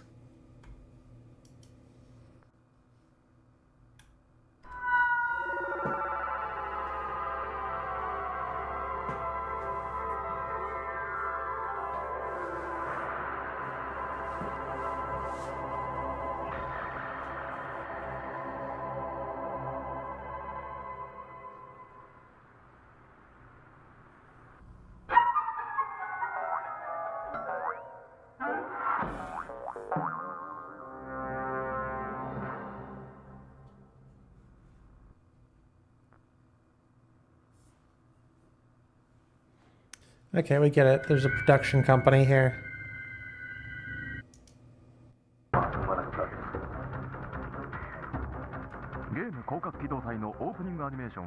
Oh, it's another Japanese one?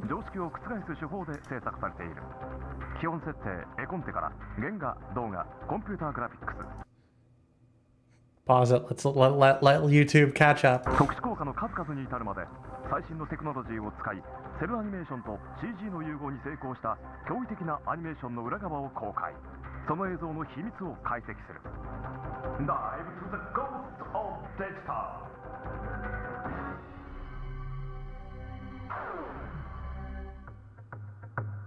オープニングアニメのキャラクターデザインは原作者の四郎正宗氏自らが行っている。死の思い入れが込められている作品だけに細部にこだわり緻密に設定がなされている。その設定項目はおよそ780項目に及んでいる。その話をするときにこんな感じのっていうそのこんなっていうの形がないと、絵になってないとその人に伝えることはできませんので、やっぱり一番いい形っていうのをこう、お互いで模索しないと、やっぱりその漫画ってちょっと違う分野じゃないですか。絵は動かない、音も出ない、色も使わない。そういうところの分野の人間がやってきて、こんなん作ってくれ、これでなかったら嫌やって言ったらもう話になりませんから、その現場ならではのそのメリットもあるでしょうし、デメリットもあるでしょうし、それは現場の方から Okay, well, 聞いていかないといけない。だからmaybe I'll skip this one too. 当然自分も受けない感じという。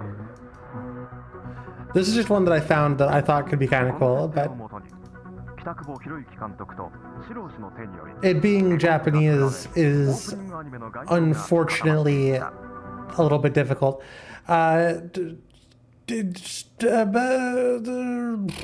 Doom 3, The Legacy of Doom 3.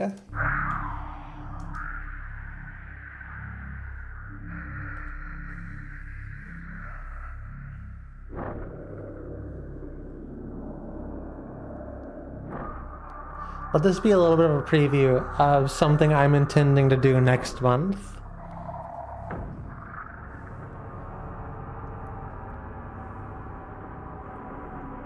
In 1993, id Software unleashed a force that would shake the gaming world unlike anything before it. Doom was released, and with it, the birth of a new generation.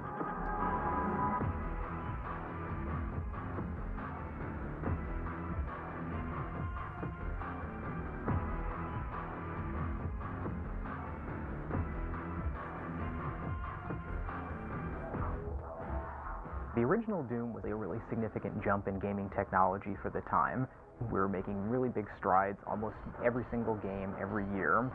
And Doom was a really significant kind of inflection point for things because all of a sudden the world was vivid enough that normal people could look at a computer game and understand what computer gamers were always excited about. With the new Doom game, we've been able to do what I think is one of the most important things for our game engines here, is we've unified the way all of our surfaces and lights interact. We're able to use the bump mapping technologies on the modern 3D cards to bring about detail into things that you know, if there's ever going to be a future where AI isn't complete garbage, quality is just breathtaking. It's going to be because of John Carmack. And crevices, and you're able to go ahead and see whether a scientist is having a bad hair day.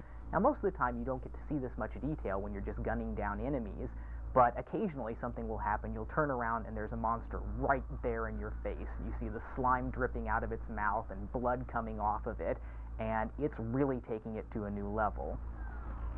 The technologies that have followed from the original, and now you can play all of these games in virtual reality, truly bring their visions to life. Gamers which is pretty will no longer sick. Just play games; they will be immersed in them. Every generation of technology that John Carmack has created has raised the bar for the industry and really set an example that other programmers have used to follow in creating their next generation of technology. Doom 3 is going to be the exact same thing. It looks awesome, and the universe that we've created is nothing short of just mind-boggling. We are going to redefine what people expect to see in a PC game experience and provide them something that they haven't had an opportunity to experience before. There's a huge difference between the way we created art back for the old Doom, for the original Doom, and the way we create art now for Doom 3. When you're trying to compare what you're used to seeing or what you saw in the old Doom compared to Doom 3, it's almost like a comic book coming to life. In Doom 3, we're able to create hyper-realistic environments, things that you really would only see before in a movie. When a character passes through the light and the way the light works against the surface and casts a shadow across his own body and casts a shadow on the floor, the type of detail that we're able to achieve with each character begins to feel like you can reach out and actually touch it. It's pretty much the most frighteningly realistic experience that you have inside a game. In the original Doom, we had a lot of limitations when we were working with the maps. The player couldn't jump. We weren't able to have a room above another room. It was all very simple. The level making experience in Doom 3 is much more complicated than any other title that we've done in the past. As technology's improved, we've had fewer and fewer limitations. And now, with Doom 3, we have the ability to create anything that we want. As an animator from a film background, I was always taught to try to get inside the characters and kind of get a feel for what they're thinking. And with the new Doom, I felt that I've been able to be a lot more creative here because I get to basically come up with how the characters move and what the cinematics are and what the demons are doing, what the zombies are doing. So it's very cool. People probably won't understand the amount of detail that is in the world and what goes into creating those details. All the textures are actually models. They're not just painted anymore. Everything is modeled very detailed, very high res, and then we'll build the lower res off of that. And with the new John Carmack magic, it adds all the details back in.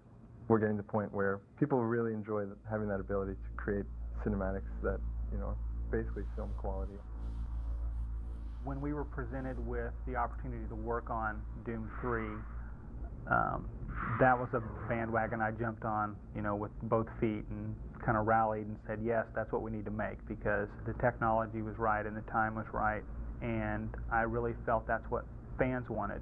People wanted another Doom game from id. Gamers and press alike embraced Doom as it took them through an uncomfortable journey filled with demons and monsters. A decade later, id Software brings back the title that defined the first-person action shooter and makes it one of the most frightening places to be.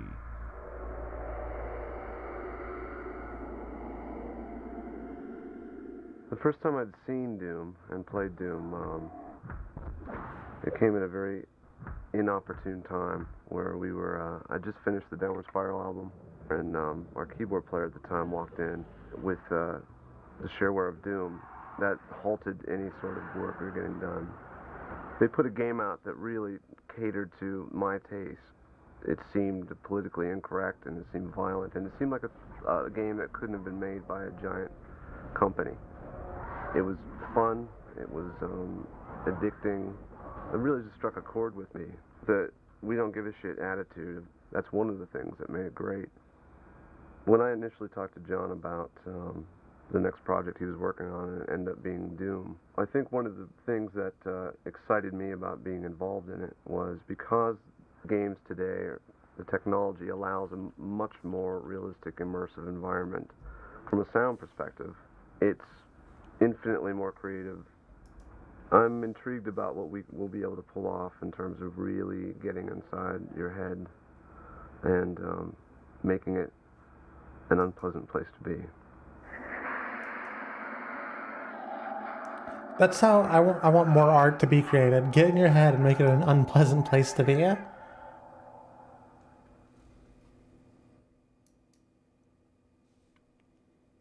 I think that's it.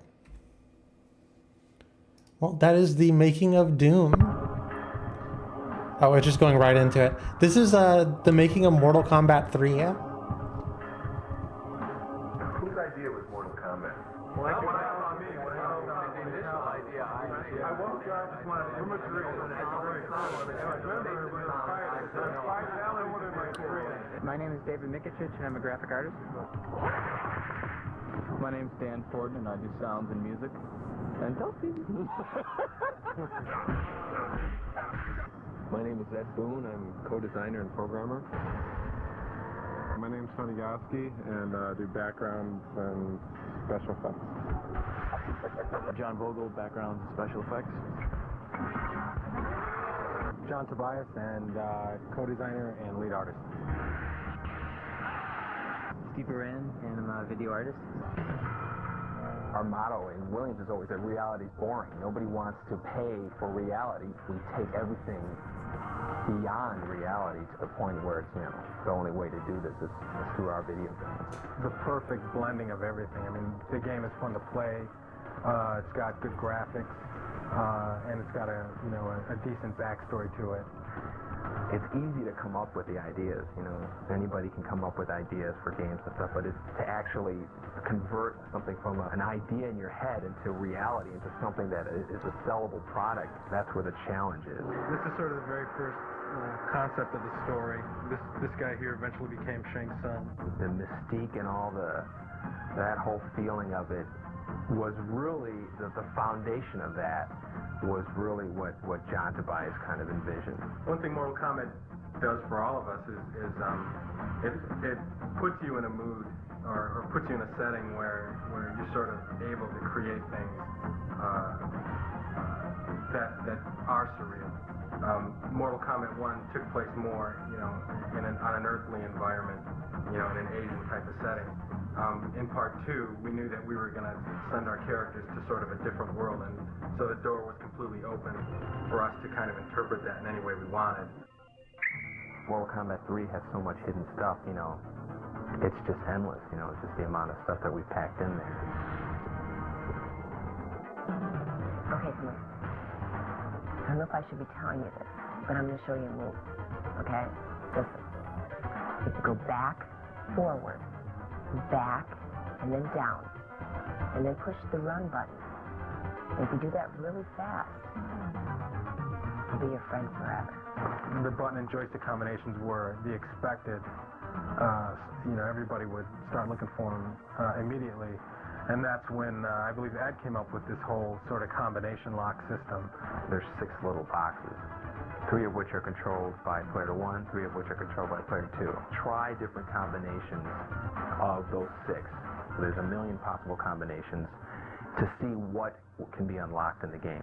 And then there's John Vogel. He did backgrounds for part 1. He did some stop motion animation stuff for part 2, and he did some backgrounds in part 3. He worked on backgrounds along with Tony Goski. Tony's probably one of the most respected artists in this department. He's probably one of the best artists in any industry, and he conceptualizes backgrounds as well.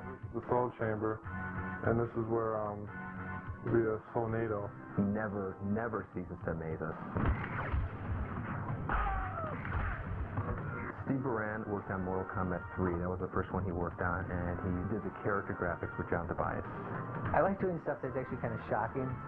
Not so much violent or anything, but just stuff that gets a reaction. Dave Mikic, he's like our resident 3D expert. He kind of got everybody up to speed on doing 3D stuff, and he can crank out anything using a 3D program faster than anybody in the world. This is Dan Gordon from Mortal Kombat fans. Hi.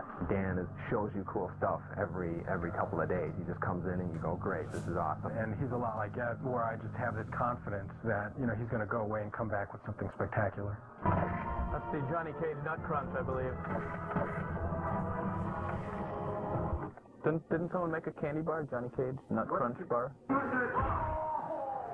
John Tobias and some of the other guys from the Mortal Kombat team happened to just come up to me and, kind of poke on my arm and say, do you want to do a character? And I said, oh no, can I do a character? And he said, yeah, I'd love to have it. People don't realize that there is a lot of work done in the actual characters and their costumes. I've never asked John for a character that looks like something. He shows me something that says, what do you think of that? And I go, that's great. See, the inspiration, I think, for a lot of the characters comes from all over the place. I mean, they come from movies I've seen when I was a kid.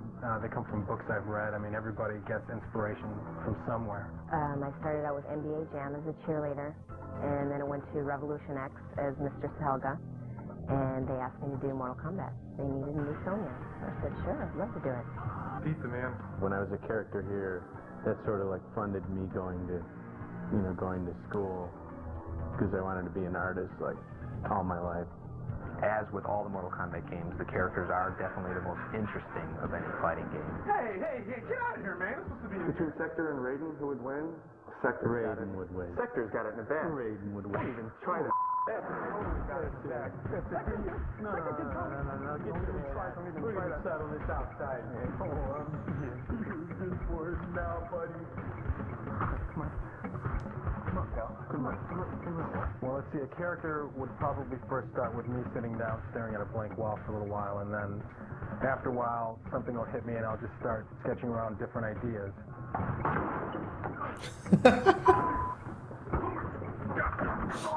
We went months and months not having names for these characters, and then They're kind of the dev team is kind of going hard on the Mortal Kombat 3 BTS.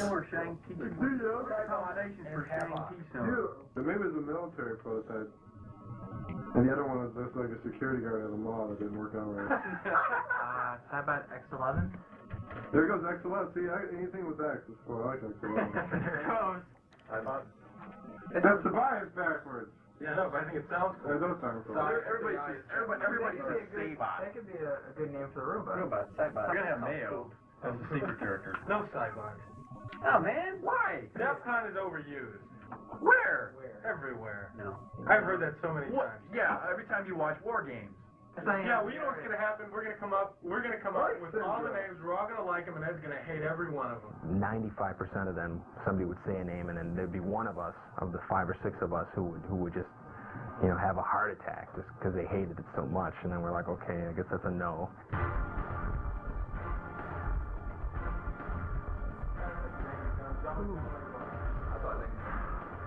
That's good. Don't show that to the When we started filming a character, we'd get into work probably roughly around 10 o'clock, and usually the whole filming process takes, all day. Oh, an average day of a 14-hour shoot. Let's see. Well, we came in and got into makeup. It didn't take too long for Sonya. She doesn't wear much. And then we have a list, a huge list of animations, kicks, punches, uppercuts, and then the special moves and stuff.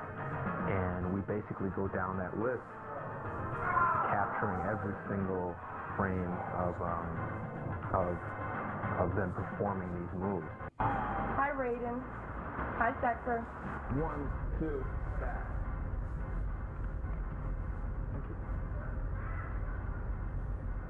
Yeah, that's good. Let's try that one.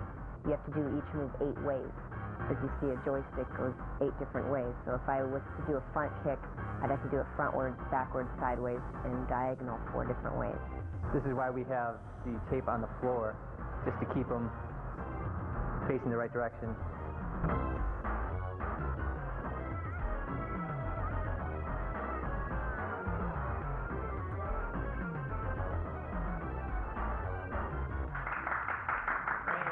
Here's the camera that takes in the signal.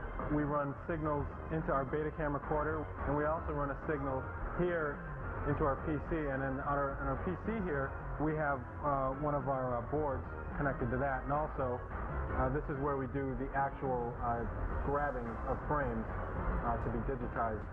You can kind of see our talent out there, and I'll really quickly grab some images of them. That's good, Tony. We're able to click through frame by frame, delete the frames we don't want, keep the frames that we do like. As a matter of fact, you know what we should do? Is shove them. We should shove them. We should have done that from day one. Somebody just push them real hard. We should all right, now the next animation, just stand there.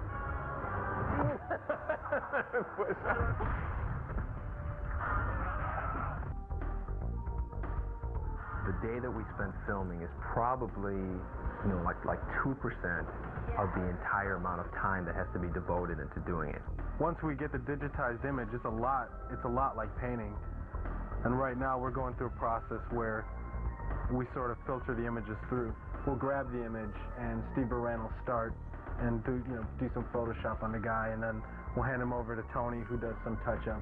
And then it gets passed over to me, and then I do some of this more detailed touch-up, and then I give it back to Steve, and he kind of separates the different colors and creates the different palettes, and then we give it back to Tony, and he does the final touch-up and stuff and gets it ready for the game.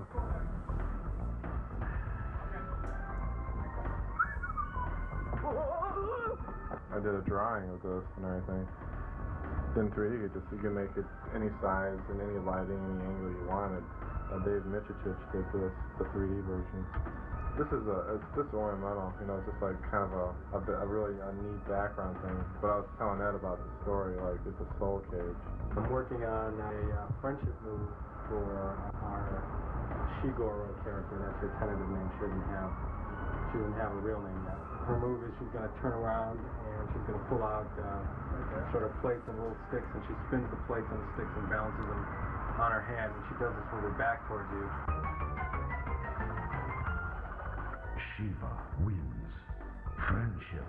This is Shang Tsung morphing into the robot ninja, who we call Ketchup right now, because right now there's a red guy and there's a yellow guy, so we call them Ketchup and Mustard. But they will have real names later on. They should have kept Ketchup and Mustard. And then you know what? And then we can give them numbers, so if you poop on you too, you know. Right.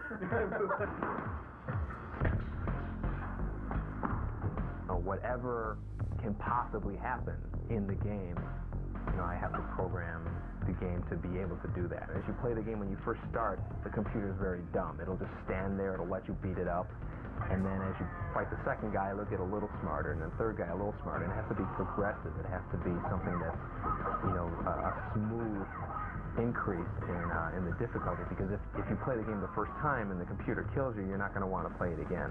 There's comfort in knowing that the other person is doing their job beyond your expectations. The good thing about working with that is you can hand them some artwork, and you'll see it in the game pretty quickly. Time! You tell me time!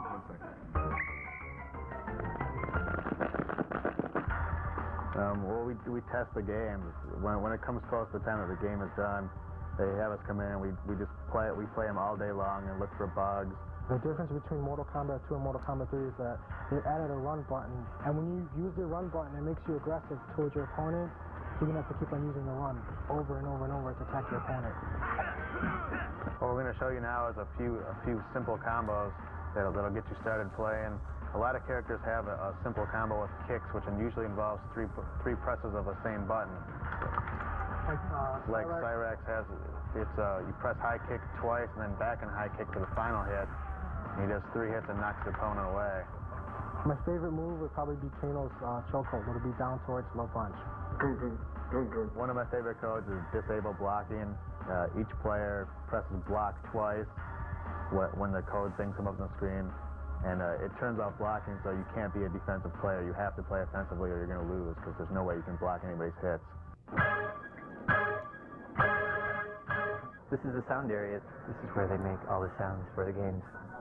You try to imagine the action of playing the game and what the music's going to do to get you revved up. Ed gives me a videotape of just sort of scrolling through the backgrounds. I just look at that and try to get some idea about the kind of mood, the kind of setting that we're trying to represent. Now this one in particular, I was thinking, well, this reminds me of Mortal Kombat 2. It's got that very dark outworld feel that looks like Goro with this green thing in his mouth. Yes, I do know martial arts.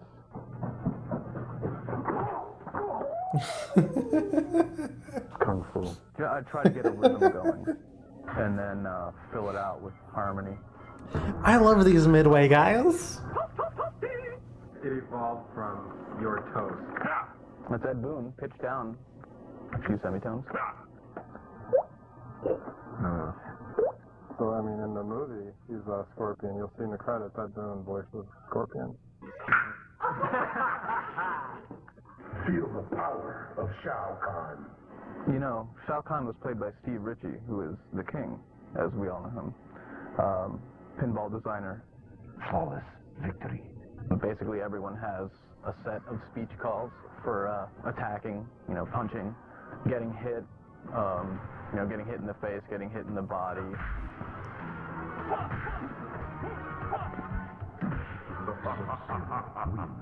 We do the arcade version, which is the original one, and then after that's one's been out for about a year or so, then they start converting it into the home platforms, that's where you get the Sega Genesis, the Super Nintendo, the PlayStation, and all that. Well, the Chicago guys send us the assembly source code, and then we go line by line and convert it into C.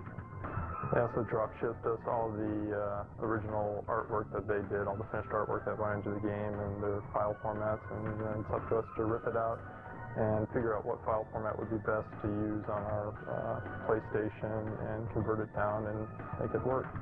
We have one piece of hardware that has a particular size of RAM and a CD-ROM, which is in the machine. And so what you have to do is you have to decide what chunks of sound data have to come off of the CD-ROM into the RAM of the machine and at one point in the game. The quality on the PSX is better. It's stereo 44:1 sound, just like you'll buy in any music store, CD shop. It's the same stuff. One of the most amazing things I think we found in the game that we couldn't believe was the fact that Shiva was a stop-motion puppet. When we were originally just looking at the artwork, we were just saying there's no way. I mean, we see like muscles rippling. It looks like her face is changing. It just looked too real. One of the codes, if you, on the briefcase screen, if you push the third symbol down one, you'll get a new exclusive PSX code. Don't think we're going to tell you what it is. We'll just let you find out on your own. Who's the best, man? Who's the best, man? You're the best, man. Oh, man. You're the best. Ray's the best. Ray's the coolest. You know, man. Ray disappears and he's like flying. He's going to teleport.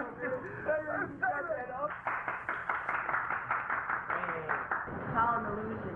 It's all an illusion.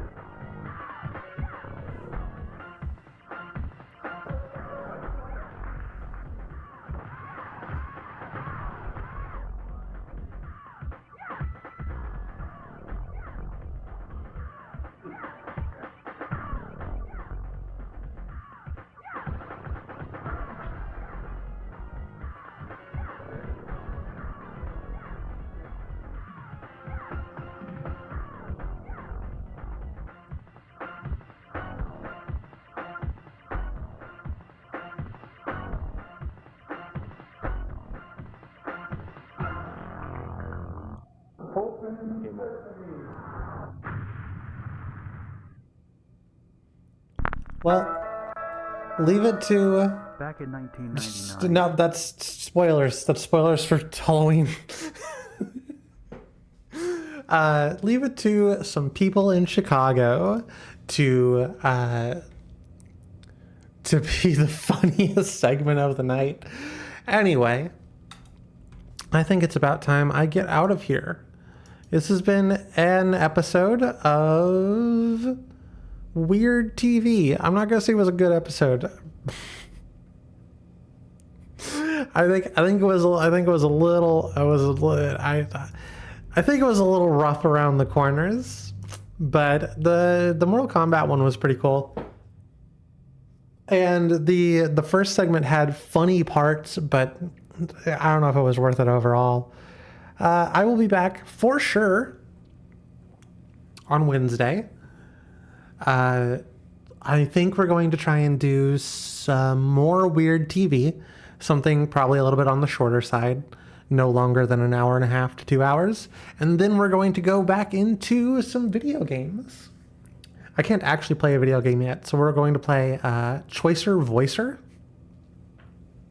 which is a game where you have to do impressions.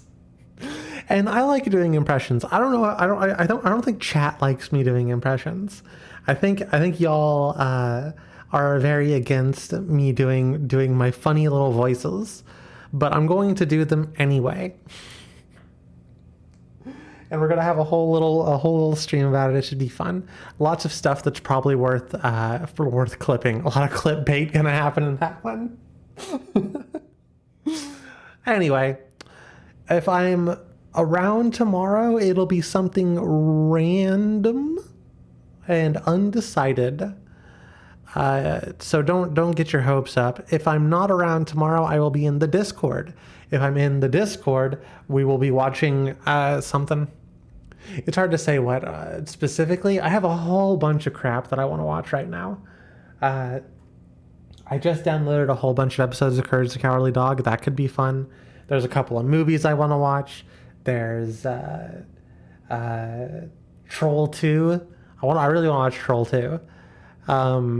Freddy Got Fingered. That's not seasonally appropriate or like humanly appropriate if we're going to be entirely honest. But I think it's about time.